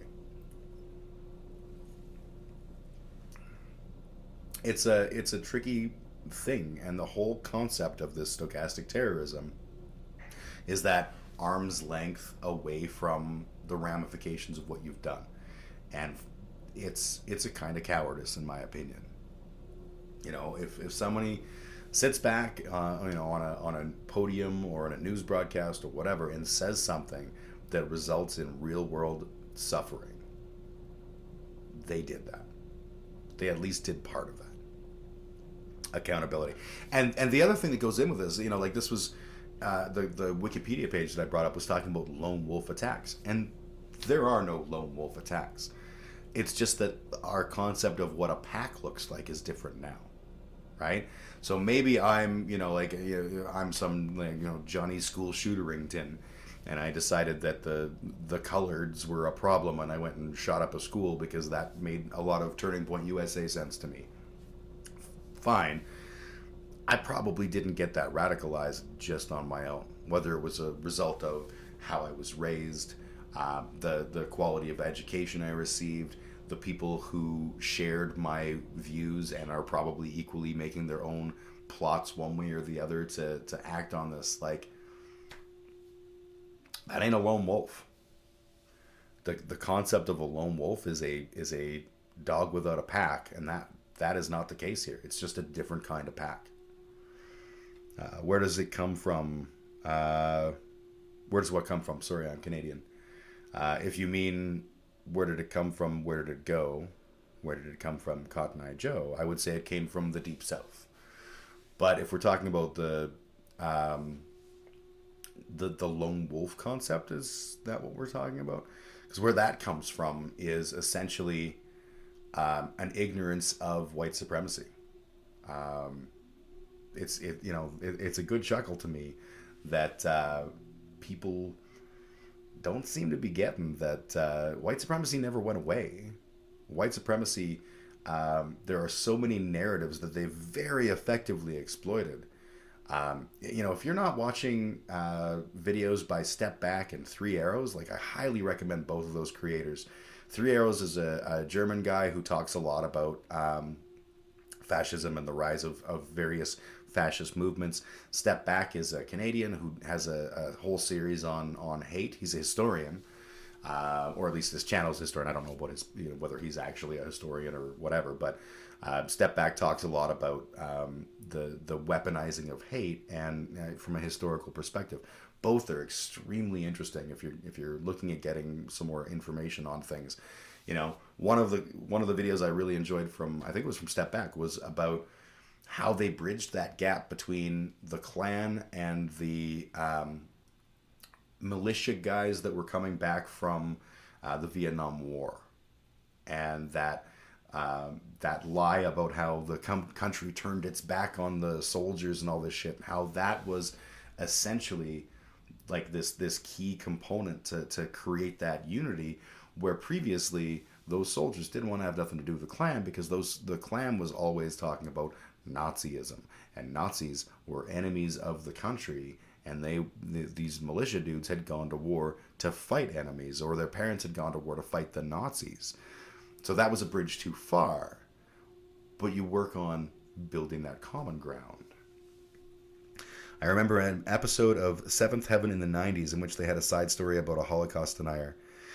Yeah, man, that whole shit, like, I grew up here in Alberta, and we had a guy named Jim Keegstra. And Jim Keegstra was a social studies teacher somewhere in Alberta. Let's quickly punch it up just because I think it's interesting. Jim Keegstra. Whatever happened to Jim Keegstra? I don't think that's what I want to look at. We'll look at the wiki page. Jim Keegstra he's dead now. Damn. Was a public school teacher and mayor in Eckville, Alberta, Canada, who was charged and convicted of hate speech in 1984. The conviction was overturned by the Court of Appeal of Alberta, but reinstated by the Supreme Court of Canada in R versus Keegstra. The decision received substantial international attention and became a landmark Canadian legal case upholding the constitutionality of Canada's hate speech laws. So, where's the details? It just talks about I guess this will work. In 1984, Keegstra was stripped of his teaching certification and charged under the Criminal Code with willfully promoting hatred against an identifiable group by teaching his social studies students that the Holocaust was a fraud and attributing various evil qualities to Jews. He thus described Jews to his pupils as treacherous, subversive, sadistic, money-loving, power-hungry, and child killers. Tell me how much of that doesn't ring any bells these days with what we're talking about, whether it's the Democrats or the evil cabal of adrenochrome merchants or whatever the fuck. It always comes down to the Jewish question with these people. He taught his classes that the Jewish people seek to destroy Christianity and are responsible for depressions, anarchy, chaos, wars, and revolution. According to Keegstra, the Jews created the Holocaust to gain sympathy, and in contrast to the open and honest Christians, were said to be deceptive, secretive, and inherently evil. He taught his students the myth of a Jewish world conspiracy whose blueprint allegedly came from the Talmud. Kijkstra expected his students to reproduce his teachings in class and on exams. If they failed to do so, their marks suffered. So this was a thing that I saw play out on the news media when I was a kid. This guy, Jim Kijkstra, from a town not far from where I lived, talking about how the Holocaust wasn't real. I didn't even know that there was such a thing as Holocaust denialism at the time, because who the fuck would deny this was a real thing? Like, it's all conspiracy, and it's all, super yikesy. How do I get a wiki page? I don't know. I don't have a wiki page. If I do, it's probably horrible. One less miserable motherfucker. Yeah, Kijkstra's death did not bring a whole lot of tears to my eyes, that's for damn sure. Here's to you being dead, Jim Kijkstra. And keep in mind, this wasn't some, one day he suddenly went, hey, social studies students. Turns out the Holocaust. Big lie, didn't know. Big lie. Didn't happen overnight. This guy was the mayor of that town. This guy was a teacher there for years. This guy was spreading that message, and it took a real long time before anyone was like, dude, no. Hey, that's another cool thing about working in your basement. There's a bug on top of my webcam. That's gross. Basements are cool. I can't see him right now, but when I see him, I will kill him with great pleasure. Not Jim Kijkstra, the bug on my webcam. He went along the top, which was nice, so you didn't get the bug crawl across. That'd be fucking not awesome. I'll start one for you. It's a wiki. You can add your own page. The thing is that years and years ago, I actually tried to make a wiki page for my old band, Johnny Incognito, because I was like, oh, this is cool. It's a way to make things happen for stuff. And Wikipedia was like, dude, you're fucking nobody. You don't get a wiki page. Which is something that I've carried on to this day. I am still fucking nobody, and I still don't have a wiki page. So, fuck you, Wikipedia. I'm someone special. My mom likes me.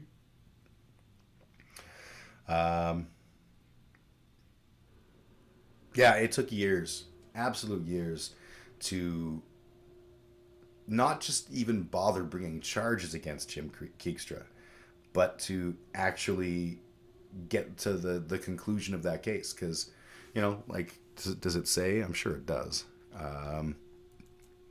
So remember, this all started in 1984 when he was stripped of his teaching certificate. Sentencing. At his original trial, Kijkstra... Oh, no, that's not what I'm looking for. Kijkstra's appeal ultimately reached the Supreme Court of Canada in the case of R versus Kijkstra in December 1990. The court upheld Kijkstra's conviction. It took 6 years of legal bullshit fuckery in order for a guy to be told, dude, you can't say the Holocaust didn't happen in your social studies class, and then make kids pass that test by repeating it to you. Not okay. 6 years. But Jim, you're somebody to us. I know I am, Bender. I'm honestly, I'm always so flattered that you guys join me for those little tirades, because, it's just us. We're just here, the four of us. You're still fucking nobody, and nobody loves it. You sound like my dad. I'm just glad I don't have bugs crawling on me now. Now I'm all creeped out. Keep doing it. Oh, I absolutely will. The nice thing about it is, my goal in doing this is not to become a rich and successful streamer. My goal in doing this is not to, move away from the business workaday world and just become that Hassan 18 hours a day streaming character. I just like chatting with you guys, and I like, I like these conversations. I like the challenge that it presents to me to, think about these topics and work through some of the thoughts around them and stuff. Fuck nobody hard, man. Oh, I fuck nobody so hard. You rant vicariously through me? That's awesome. I like that.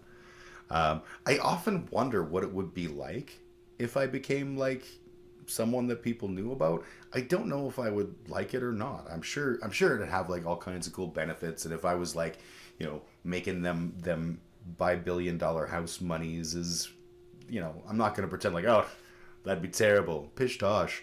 I just don't see that as a thing, you know. And I've kind of always been that way. Like when Johnny Incognito started, when you become a musician, you have all of these well-meaning friends that want to like tell you about how good you are and how, you know, your band's gonna be huge, which is, to me, was always hilarious. I'd been in 2 bands previously, and I kind of figured out that I'm never gonna be nobody. And people would be like, well, what, you know, you guys should get signed. And I would laugh. Like, first and foremost, I live in fucking Calgary, Alberta, Canada. No one's getting signed here. You know, the bands that actually have made it from Calgary are very few and far between. And they work a lot harder than I do at the music. It was never a thing. And I'd be like, well, that's not an option. And they'd be like, well, what if? And I go, well, if so, okay, let's play your magic game. And if somebody showed up at a gig one night, they're like, ooh, Johnny Incognito, there's the sound the kids are wanting.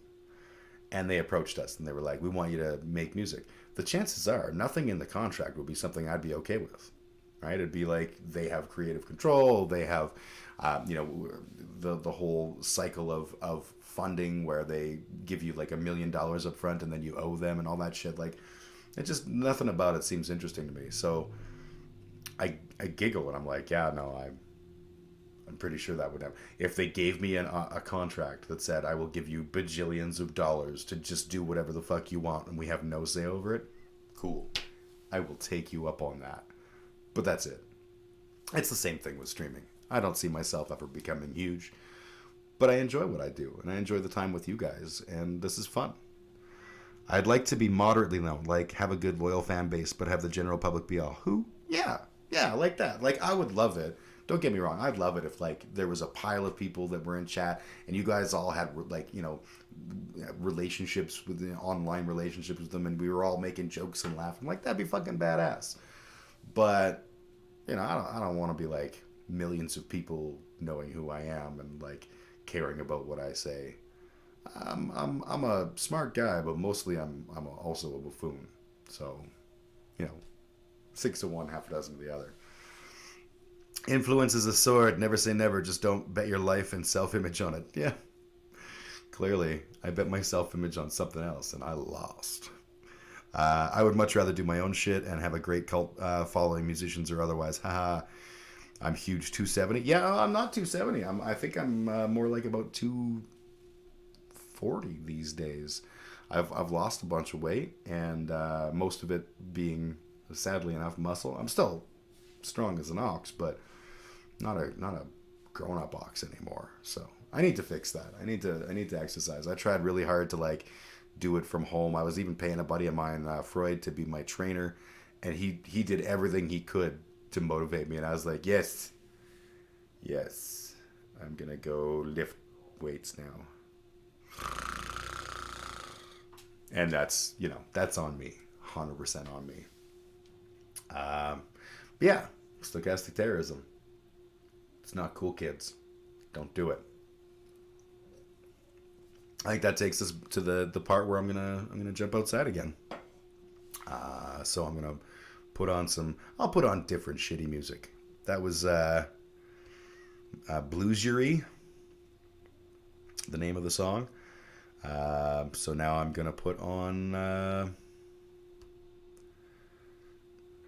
Ribnur, sorry. If you're a Facebook debate bro, you will understand Rob Noor. And here we go.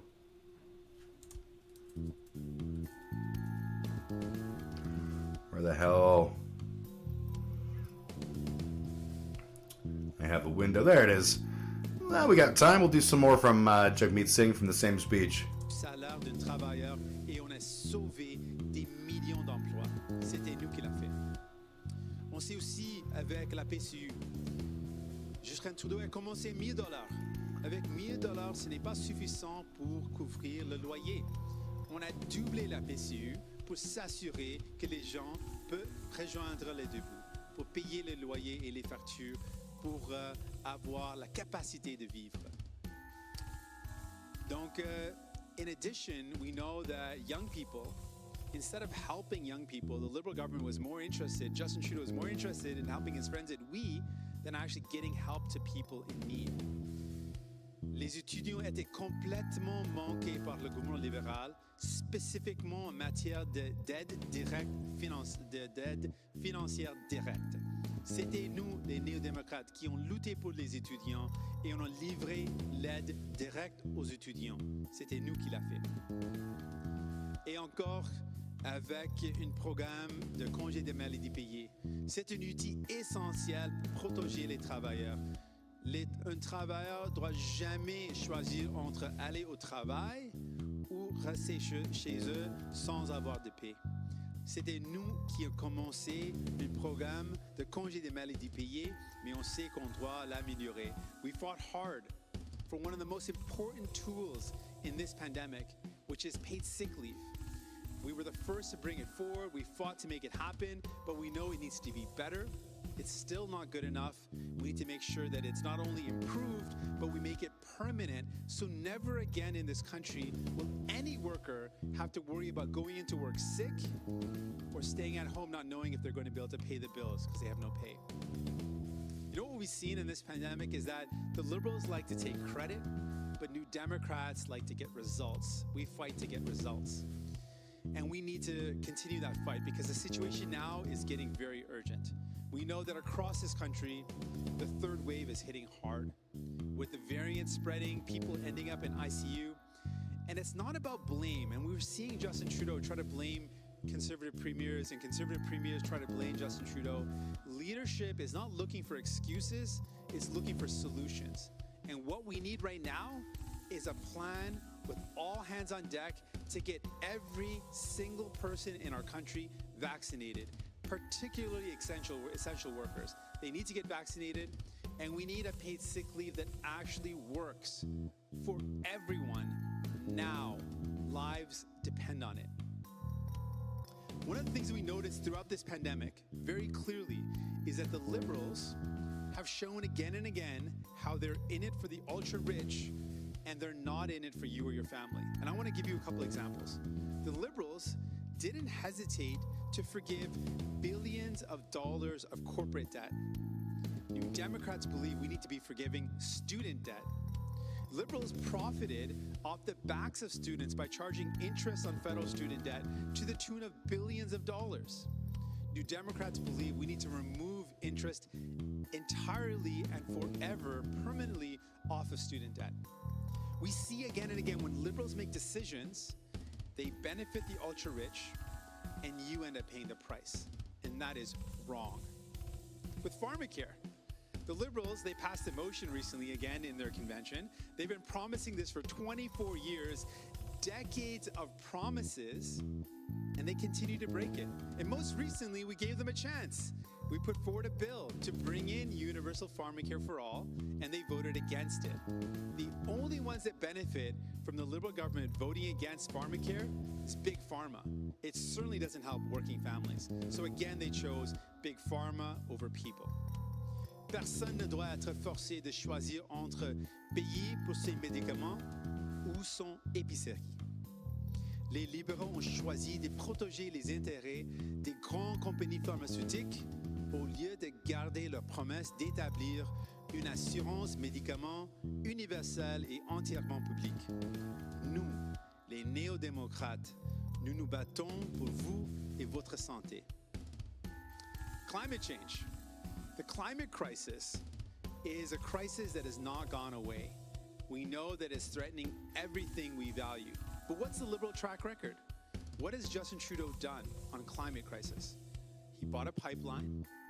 He gives millions of dollars away to the oil and gas sectors with fossil fuel subsidies. And he continues to let the biggest polluters off the hook. While conservatives don't believe that the climate crisis is real, the Liberals don't act like it's real. And really, what's the difference? We need immediate action now to actually protect our environment. Les gens au Québec et partout au Canada veulent un gouvernement fédéral qui se bat contre la crise climatique comme s'il veut vraiment gagner la bataille. Les libéraux ont acheté un oléoduc et continuent de subventionner les grands pétrolières. Ils préfèrent privilégier les intérêts des grandes compagnies polluantes au lieu de s'attaquer à la crise climatique. Les conservateurs, eux, disent qu'il n'y a pas de crise climatique. Nous, les néo-démocrates, travaillons pour une relance juste et durable. Nous luttons contre la crise climatique avec la volonté d'y parvenir. And now, I know it's hard to imagine while we're in the third wave, but we are getting the vaccinations, and we know that we will get past this pandemic. We need to start looking towards a recovery. And in this recovery, a question that keeps on arriving is that who will pay the cost of this pandemic, and who will pay the cost of the recovery? We know people are worried about this question, and I want to answer this clearly. It should not be you or your families, workers, small businesses that had to shut down, workers that lost their jobs. It shouldn't be you that has to pay the cost of this recovery. Who should it be then? We say very clearly, it should be those who profited off the pandemic, the ultra wealthy, the ultra rich, large corporations that made record profits, that don't pay taxes in Canada, but make profits off of Canadians. They should be the ones. I've heard it said that in this pandemic, we're all in the same boat. I disagree. We're not actually in the same boat. We're certainly in the same storm. But some of us are in leaky lifeboats, while others are in luxury yachts. In this storm, the Liberals continue to side with those in luxury yachts.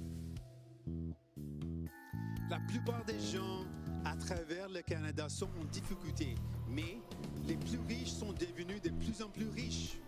Des grandes entreprises comme Amazon et les géants du web ont fait des profits records à cause de la pandémie. All right, some good words. I didn't catch the ones that are in French. Another reason why I probably would make a terrible politician. I don't speak the French. And here in Canada, that is a thing. Hope everyone's doing well. I'm back by, I wouldn't say popular demand, but it's good to be back either way.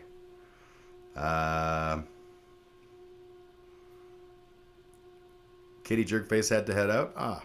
Love you, Kitty. I hope you're doing well. Oxen are commonly castrated. Adult male cattle or castration inhibits testosterone and aggression, which makes the male docile and safer to work with.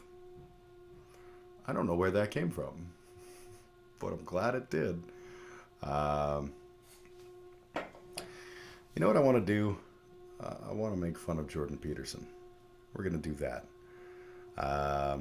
And then I'll do my weekly humiliations probably. But first,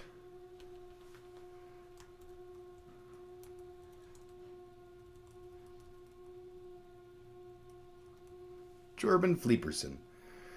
All right, I'm going to go to this view here for this, and I need to copy and paste a link, and then we'll make fun of Jordan Fleeperson. I saw this video, and I just full on enjoyment for how butthurt he is. The deepest. Okay, we'll let him have the whole thing. So this is from Memes of Production, another great channel on the interwebs. You should be checking out. So here's Jordan Peterson saying that cancel culture is a female form of bullying. The deepest reason for cancel culture, well, I would say there's two deep reasons.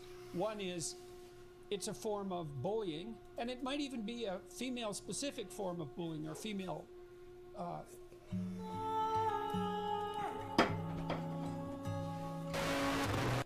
the feminine... I don't know... He wants to say femoid. You know he wants to say femoid, but he's just not. To what degree cancel culture and its assorted manifestations are a manifestation of the feminine tendency to destroy reputations, but it looks to me like there's something to that. Now, hang on. Whoa.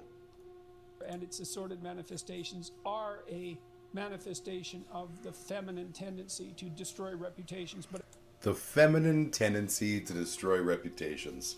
Oh, Jordan. Okay, Jordan, we need to have a talk. I don't know who hurt you. I can pretty much guarantee I know what gender the person was that hurt you, but I don't know who hurt you. Somebody hurt you, and hurt you bad. Jordan, not all women are evil.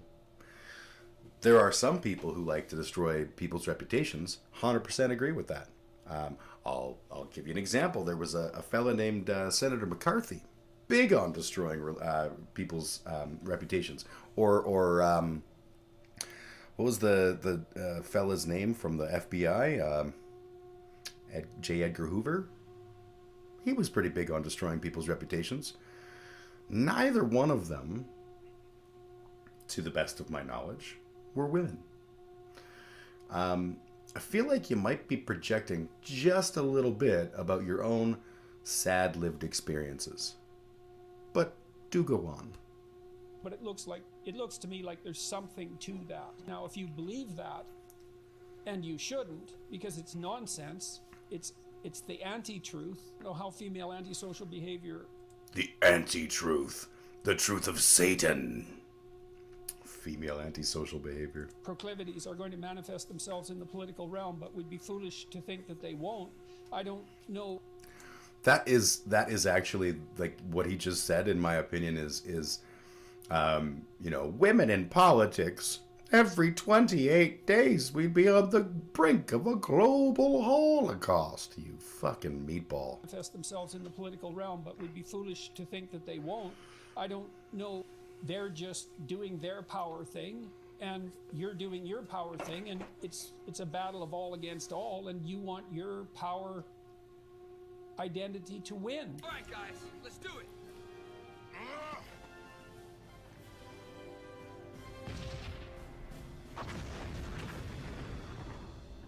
People who are criticizing Western culture want to... I'm just going to break in. I was going to break in, and then the Power Rangers appeared, and you don't silence the Power Rangers. The power thing. This is the whole problem that I have with guys like Jordan Schleeperson, is sometimes it's not about power, buddy. Sometimes it's about, like, just living our lives.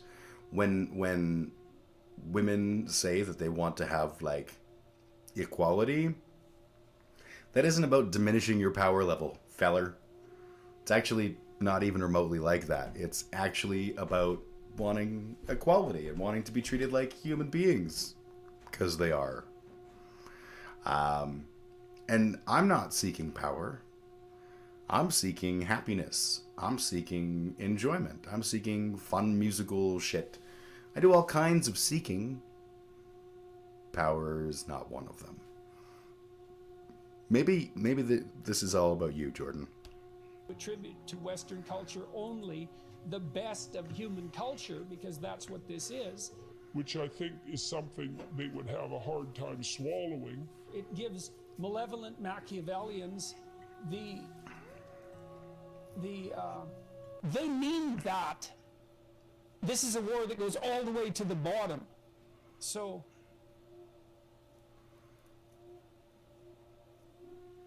you can draw from that statement whatever conclusion you want. Okay, I will. Well, Jordan, let's draw some conclusions about your statement. You're a very scared man, aren't you, Jordan? Jordan Fleeperson. You got a lot of fear. Yeah, this is not and never has been about you, Jordan Peterson. Feminism was about equality. Is about equality, sorry. Depending on what wave of feminism, you might even say it's only getting more about equality, right? Third wave feminism being about engaging people who are not just, women that are white, but women that are anything, is a good example. And that includes, for example, trans women. You got a lot of fear, buddy. Yeah, I like Bender said, the target isn't men, it's the patriarchy. This fucking guy. Yeah, you are absolutely correct. The patriarchy is the problem, and it's a problem that we all face. Even Jordan B. Peterson is a victim of the patriarchy. By feeling that he has to be a big macho alpha Chad, when clearly he's not. Clearly, Jordan B. Peterson is not a Chad. He's not a wholly unattractive man, right? But he's not the guy that got picked first on the basketball team. Hell no, he didn't. I would be stunned if he played some football back in his alma mater. That's okay. There's nothing wrong with that. The world has space for the Jordan B. Petersons, and in fact makes a lot of space for the Jordan B. Petersons. The whole point of any egalitarian movement is to make sure that we're making space for other people too, and that no one's gonna knock Jordan. It's not like there can only be 10 people at the top of conversation, and the minute that some femoid comes along, then Jordan has to leave the 10. That's not how this works. You can still have a good life, Jordan, and allow women to, be humans. Malevolent Machiavellian. Oh, I love language, and I love words, and I love finding the perfect words for a moment.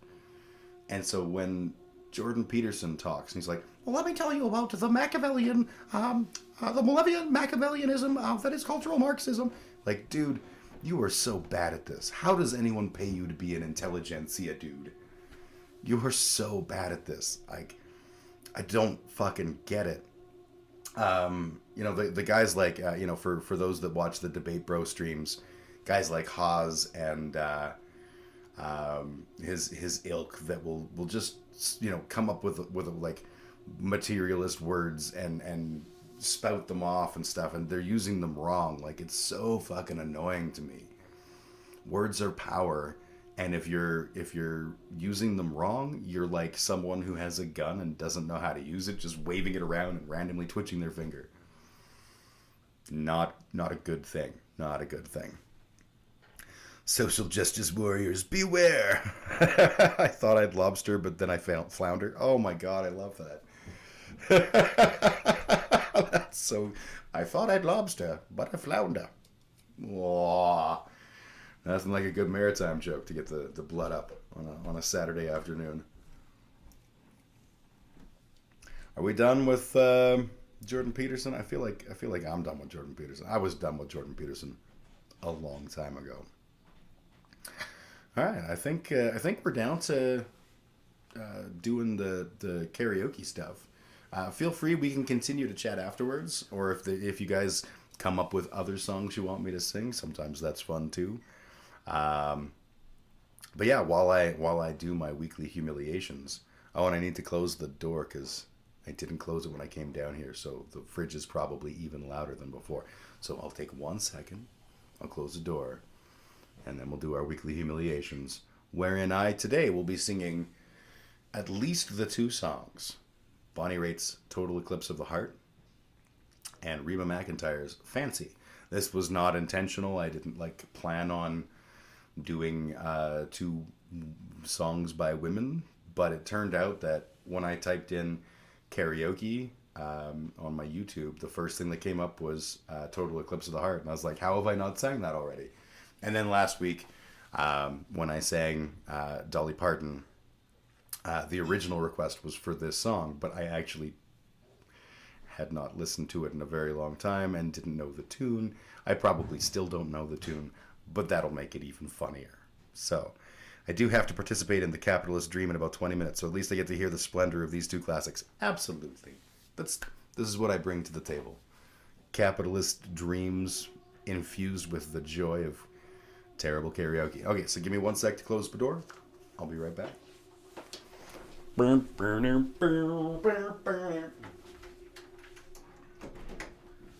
Okay, door closed.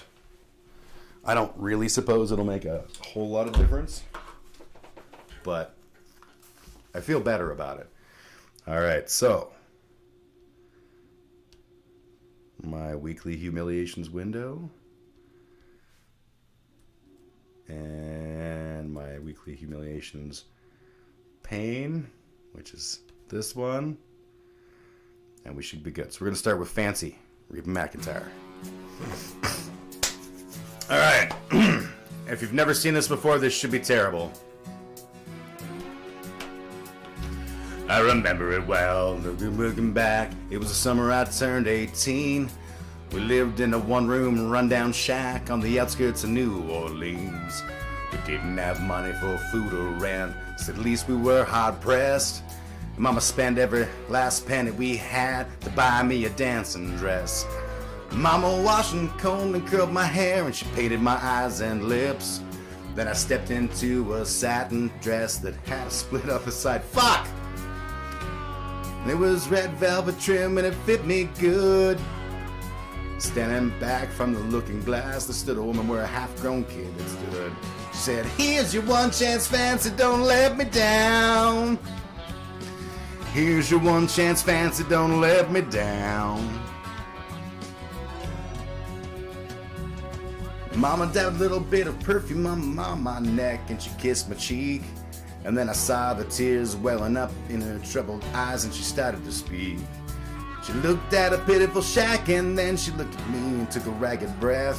She said, "Your paws run off and I'm real sick and the baby's gonna starve to death." She handed me a heart-shaped locket that said, "To thine own self be true." And I shivered as I watched a roach crawl across the toe of my high-heeled shoe. It sounded like somebody else who was talking, asking Mama, "What do I do?" She said, "It'd just be nice to get the gentleman, Fancy, they'll be nice to you." She said, "Here's your one chance, Fancy, don't let me down. Here's your one chance, Fancy, don't let me down. Lord, forgive me for what I do, but if you want out, well, it's up to you. Gonna get out now, girl, Mama, gonna moving uptown." So this song is about a poor woman. Well, that was my last time I saw my mom when I left that rickety shack. The welfare people came and took the baby, Mama died, and I ain't been back. But the wheels of fate had started to turn, and for me there was no way out. And it wasn't very long till I knew exactly what my mama been talking about. I knew what I had to do, but I made myself this solemn vow that I was gonna be a lady someday, though I didn't know when or how. But I couldn't see spending the rest of my life with my head hung down in shame. You know, I might have been born just plain white trash, but Fancy was my name. She said, "Here's your one chance, Fancy, don't let me down." She said, "Here's your one chance, Fancy, don't let me down." Wasn't long after that benevolent man took me off the street. And 1 week later I was pouring his tea in a 5-room hotel suite. I charmed a king and a congressman and an occasional aristocrat. Then I got me a Georgia mansion and an elegant New York townhouse flat. I ain't done bad. So yeah, again, this song appears to be about a woman who, her mom basically was like, "This is all you got." There's a whole lot of self-righteous hypocrites that call me bad and criticize Mama for turning me out no matter how little we had. But though I ain't had to worry about nothing though nigh on 15 years, I can still hear the desperation in my poor mama's voice ringing in my ear. She said, "Here's your one chance, Fancy, don't let me down. Here's your one chance, Fancy, don't let me down. Lord, forgive me for what I do, but if you want out, well, it's up to you. Good luck, we're gonna go downtown." Sorry, I was switching windows and totally missed that. Well, I guess she did. I don't know what the fuck. Anyways, yeah, this appears to be a song exclusively about I can't hear myself through my headphones, so that's also weird. But life is life. Yeah. I don't know what's going on there. That was Kara. Fun. Yeah, a song about a woman who, her mom basically said to her, "This is your one chance. We're white trash, and you ain't getting out. So go latch yourself a man." And that's a weird vibe for me, because, you know, I wouldn't say I was poor, but I was not rich growing up, and yeah, some dark lyrics, kind of like someone the world was crushing, who decided to crush the world, but did it in kind of not awesome ways. I don't know. I wondered when the words would percolate through. Yeah, oh yeah, the words are gems. Reba took a chance telling it, I'd imagine. Oh, fuck yes. I can imagine there was backlash from the fucking country western Gamergate types that would have just been really not okay with the idea of a song about a woman getting hers, for want of a better term. All right, let's do some total eclipsing.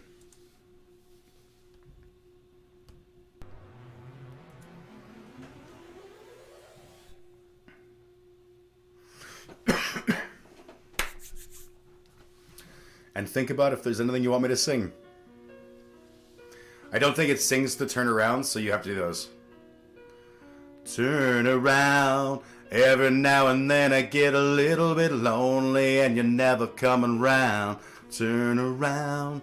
Every now and then I get a little bit tired of listening to the sound of my tears. Every now and then I get a little bit nervous, that's the best of all years have gone by. Every now and then I get a little bit terrified, and then I see the look in your eyes. Every now and then I fall apart. Every now and then I fall apart. Every now and then I get a little bit restless and I dream of something wild. Every now and then I get a little bit helpless and I'm lying like a child in your arms.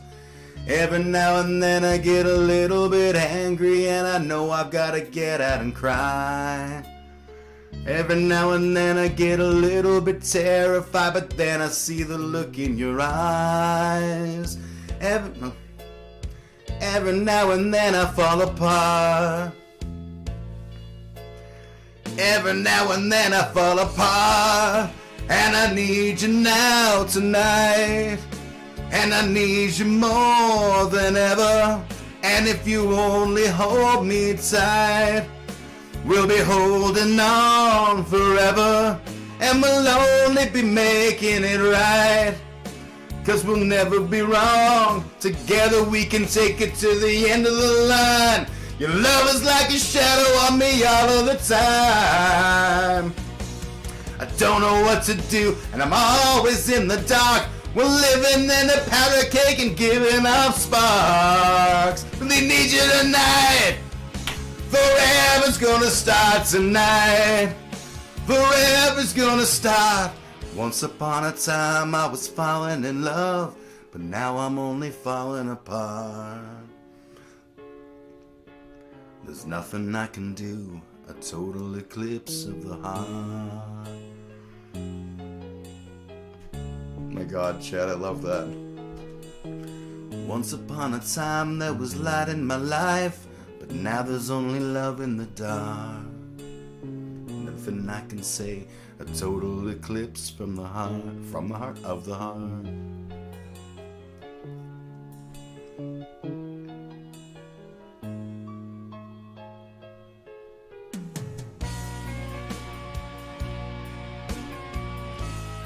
I have to sit down, cannot control myself. I fucking love this song. Please don't do it. How can I turn this up in the car and sing my heart out now? I hear it too. I have shit in my ears. 2 hands on the keyboard, mister.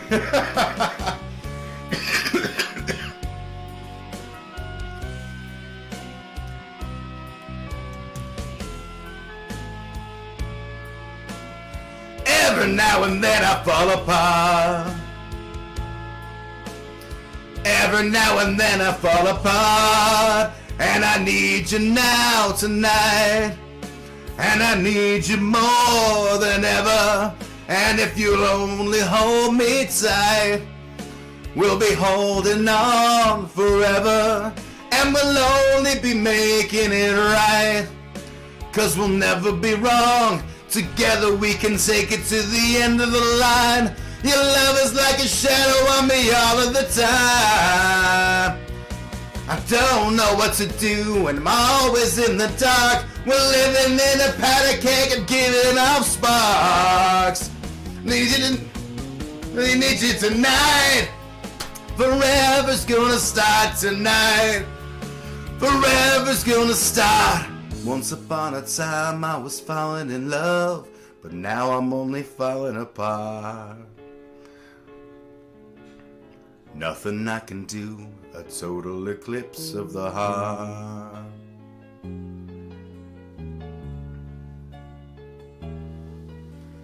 Once upon a time there was light in my life, but now there's only love in the dark. Nothing I can say, a total eclipse of the heart. A total eclipse of the heart.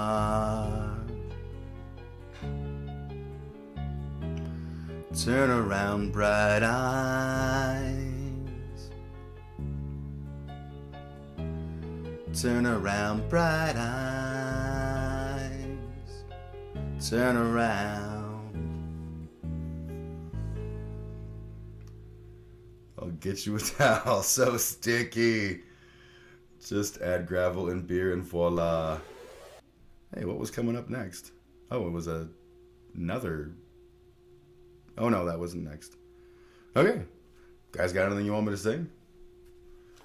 The best of the sticky if I do. Or if there's anything else you want to chat about. Now is the time. Because I'm in a place in my life right now where I could sing another karaoke song. I feel like I could. Maybe like Hotel California. Ooh, I should do the Gypsy Kings Hotel California. That might be genuinely awful. I'm gonna do it. Let's see if they have it. So karaoke, Gypsy King, California. Not the Hotel California. Let's see. They do. Okay, I'm doing it. I'm fucking doing it.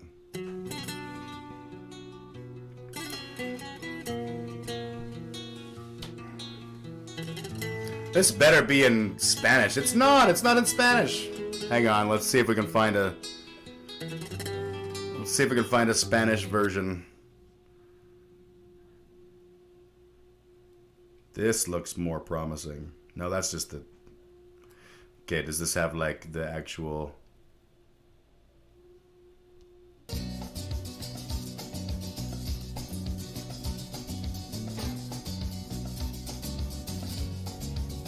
Okay. Alright, this looks like it'll work. So, I have been learning Spanish with Duolingo. I am nowhere near where I need to be in order to do this. So this will be genuinely awful.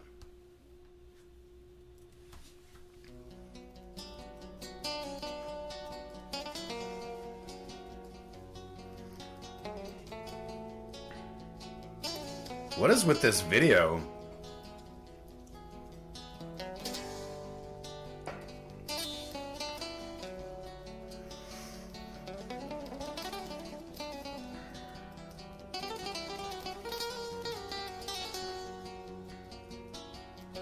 Hey, a chair!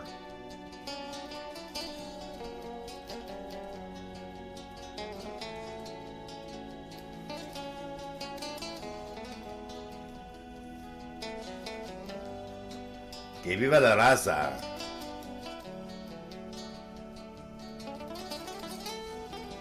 I'm curious how this is gonna go, honestly.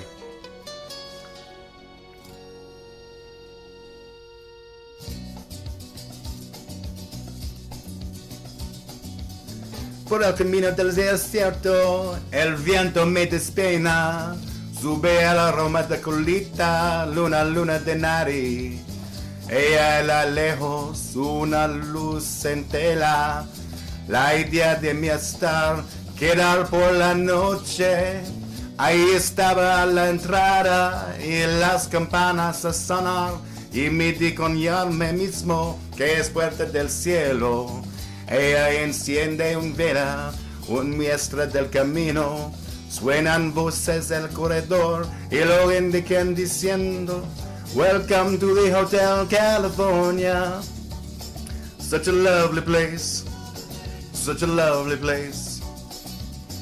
Welcome to the Hotel California. Such a lovely place. Such a lovely place. I'm literally holding off going to work to see this. I hope it's good. This has no business being so muy bueno. Well, I'm glad you're enjoying, my friend.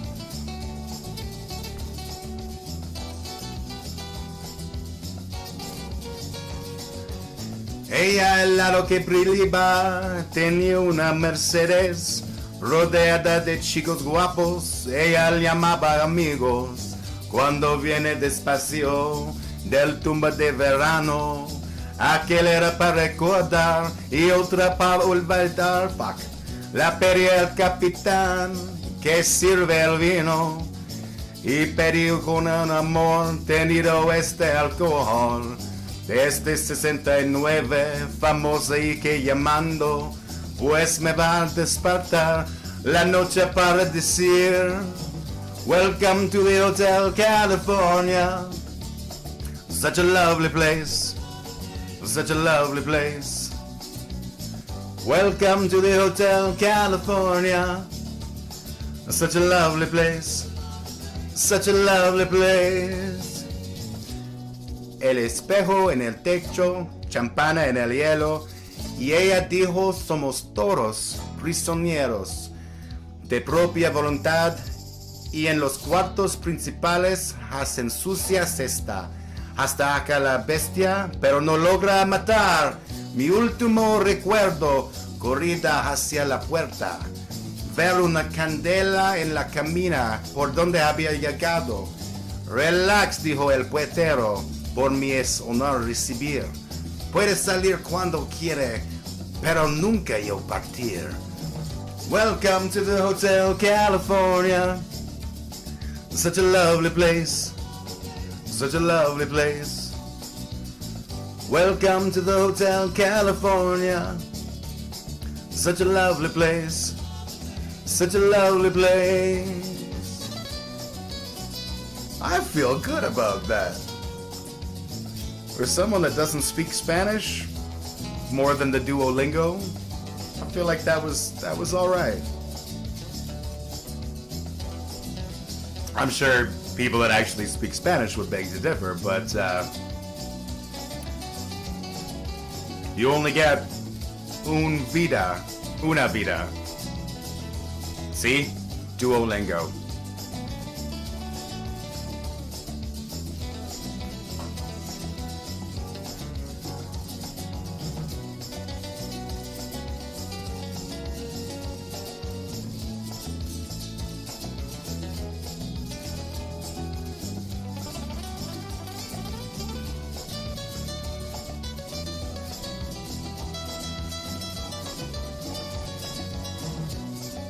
It's a long ass outro. It stirs your loins. Oh, mi amor bender. Mi corazón.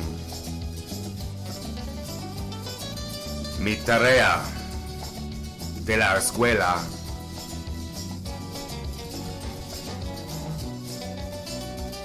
Yo quiero vender. Me encanta vender.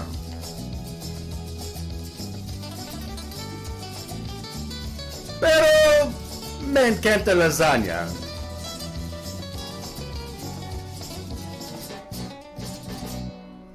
Alright, I better stop that before the next thing starts. Assuming that there's a next thing that's gonna start. Okay, let's go back. So I see I Am Canadian had to take off, but before he took off, I Am Canadian asked me a question. How do I feel about weaning Quebec off Saudi oil onto Alberta oil? So I don't know if that's actually a thing that's happening in the news right now. What I will say is this. I feel like Saudi oil is problematic because the Saudi Arabians, they're not really our homies. They don't like us. They're, the OPEC countries in general have been not friends to us for a very long time and have done things. Oh shit, I'm accidentally scrolling my chat window and it all went away. That was weird. And I also can't read that now. That's better. I see. Well, Amigo, that was amazing, but I have to jet. It's been a slice chat soon. Yeah, you take care, Bender. Always a pleasure, my friend. I will finish the thought, though. The question of Saudi oil. I'm not like anti people who are not honkies because we're all people, but Saudi Arabia has never proved to be like a solid friend. Not only that, but the control of that as a commodity. Pardon me.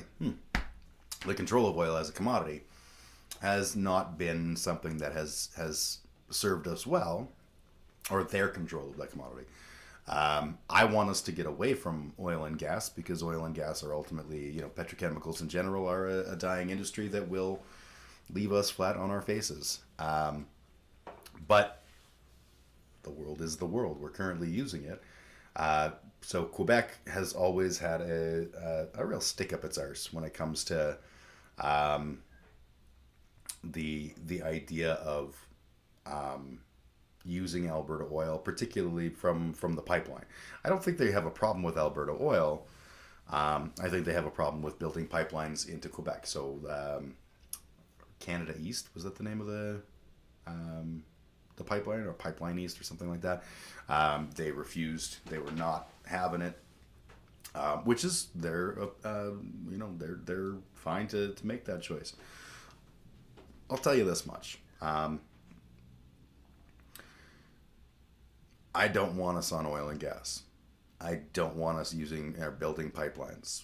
Ultimately, I think those are long-term strategy very bad, and short-term, we have a nasty habit of fucking people over when we go to build pipelines. And I'm talking specifically about Indigenous people and poor people, primarily Indigenous people. There are ways to go about building a pipeline, but you have to put in the consultation, you have to put in the work, you have to make sure that you're listening to the people and not going through space you're not allowed to go through, not bulldozing your way through the conversation, let alone their land. I sound like an anti-pipeline guy. I'm actually, as long as we're on oil and gas, pipelines are the shit.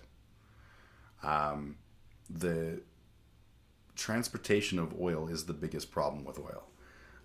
And since we're talking about a landlocked space, we're not talking about taking a boat from Vancouver and going around up through the Arctic and then into the Hudson's Bay and into, a port in Quebec. That's not a thing. I suppose it could be a thing, but even at that, tankers are not necessarily the best way to do it either. Most of the time when we move oil, we move it via either tanker trucks or train. And both of those are very problematic, very, very dangerous. They're less problematic because they're going through, they're utilizing a delivery mechanism that's already there. When we're talking about adding a pipeline, we're talking about potentially, going through Indigenous land and things like that. And we have not historically done a good job of making sure that's a fairsies sort of engagement. But from a safety perspective, so much better. Like, to me, that's the most important thing. As we need to get away from actual oil and gas and move to other forms of energy, including nuclear. Sorry, but that's facts. Nuclear is very safe energy, and don't hold up Chernobyl and don't hold up Fukushima. Those are the examples that don't work. You know how many places in the U.S. have nuclear reactors that aren't 3 Mile Island? It's a bunch. Let's take a look. Browser view, fade over. All right, let's quickly just go here. We'll go to Google. Map of U.S. nuclear power plants. So here's a map, at least theoretically. I'm obviously riffing right now. Wow. Slow page is slow. Let's try a different one. There we go. Energy justice map. Okay, so if we're just looking at nuclear, that's a lot. I would say on these, there are some problematic ones based on location. Anywhere that if the sea level rises, we have a problem, that's probably not awesome. But all this in the interior, where you're less likely to have, like, you know, sea levels rise from global warming result in major catastrophes, nuclear is a safe, viable option. Anyways, the point being, there's a bunch of fucking little squiggle dooders on that map. Nuclear is in use, and it's very, very safe, and we're not all radioactive mutants. Certainly no worse than fucking Teflon in that regard. But in the meantime, until we get to a place where we have a viable alternative, both for energy and for things like lubricants and greases, we need to move oil and gas and petroleum products. So doing so by tankers and by train is very fucking dangerous. Trains are garbage. I'm just gonna go that right now. The number one person who's funding the anti-pipeline movement, by the way, is Buffett, Warren Buffett, who happens to own the railway system. So I wonder if he's motivated. Train derailments are a serious problem. Like Lac des Arcs. Was it Lac des Arcs? Again, let me Google. Lac des Arcs. That's not it, is it? Yeah, that's in Alberta. What's the fucking place? Massive oil spill, Lac Mégantic, right? So this was a rail disaster, and Lac Mégantic rail disaster occurred in the town of Lac Mégantic, Quebec, on July 6, 2013, at approximately 1:15 Eastern Daylight Time, when an unattended 73-car Montreal, Maine, and Atlantic Railway freight train carrying Bakken formulation crude oil rolled down a 1.2% grade from Nantes and derailed downtown, resulting in the fire and explosion of multiple tank cars. 47 people were killed. More than 30 buildings in Lac Mégantic's town center, roughly half of the downtown area, were destroyed, and all but 3 of the 31 remaining buildings had to be demolished due to petroleum contamination of the town site. Initial newspapers reports described a 1 kilometer blast radius. It's certainly the deadliest rail incident since Canada's Confederation in 1867, which, for the record, Confederation was tied to railway. I've gone on topic of that before, and to me it's quite a fascinating thing. But the point being, it was the worst, but it's not the only one. These kinds of things happen far too often. And when we're talking about oil and gas spills from train derailments, like, they can be serious fucking problems.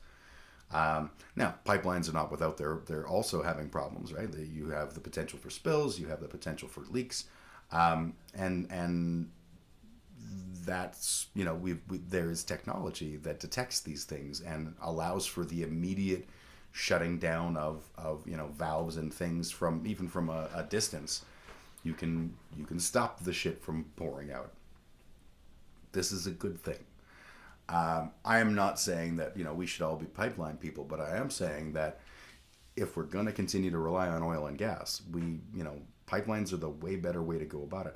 I would be 100% okay telling fucking Warren Buffett to eat a dick and just building the pipeline over top of the railway line. I know that's not a thing, and I wouldn't get away with that, but like seriously. So Quebec has always said no. Energy East, that was it. Quebec has always said no to things like Energy East and has always been very feisty about not wanting pipelines built through their communities. I get that. You have a reliance on oil. You can choose between Saudi oil delivered by tankers going across the ocean, which are problematic. We have lots of really ugly spills that we've dealt with. Or you can say, okay, well, let's get from Canada, which also has the certain sort of, you know, bullshit nationalist crap where you can be like, yay, we're buying Canadian, which I'm not opposed to. But more to the point, you wind up with options for delivery that don't involve necessarily going over rough seas. So ultimately, it is Quebec's choice. You know, they can choose whether or not they want a pipeline to go through. I don't know if there's been some updates on this where they're talking about it or whatever, or if they're talking about increasing rail cars or whatever. You know, rail cars are the leading guess for what caused that fucking town in BC to just go away from fire, because the rail cars were spraying out sparks that caught on dry grass and turned into a giant fire that raged out of control and absolutely wiped out towns. Rail cars it's an outdated concept, and we need to stop fucking doing that. But fucking Warren Buffett just keeps on hucking that money out to keep us distracted. So fuck it.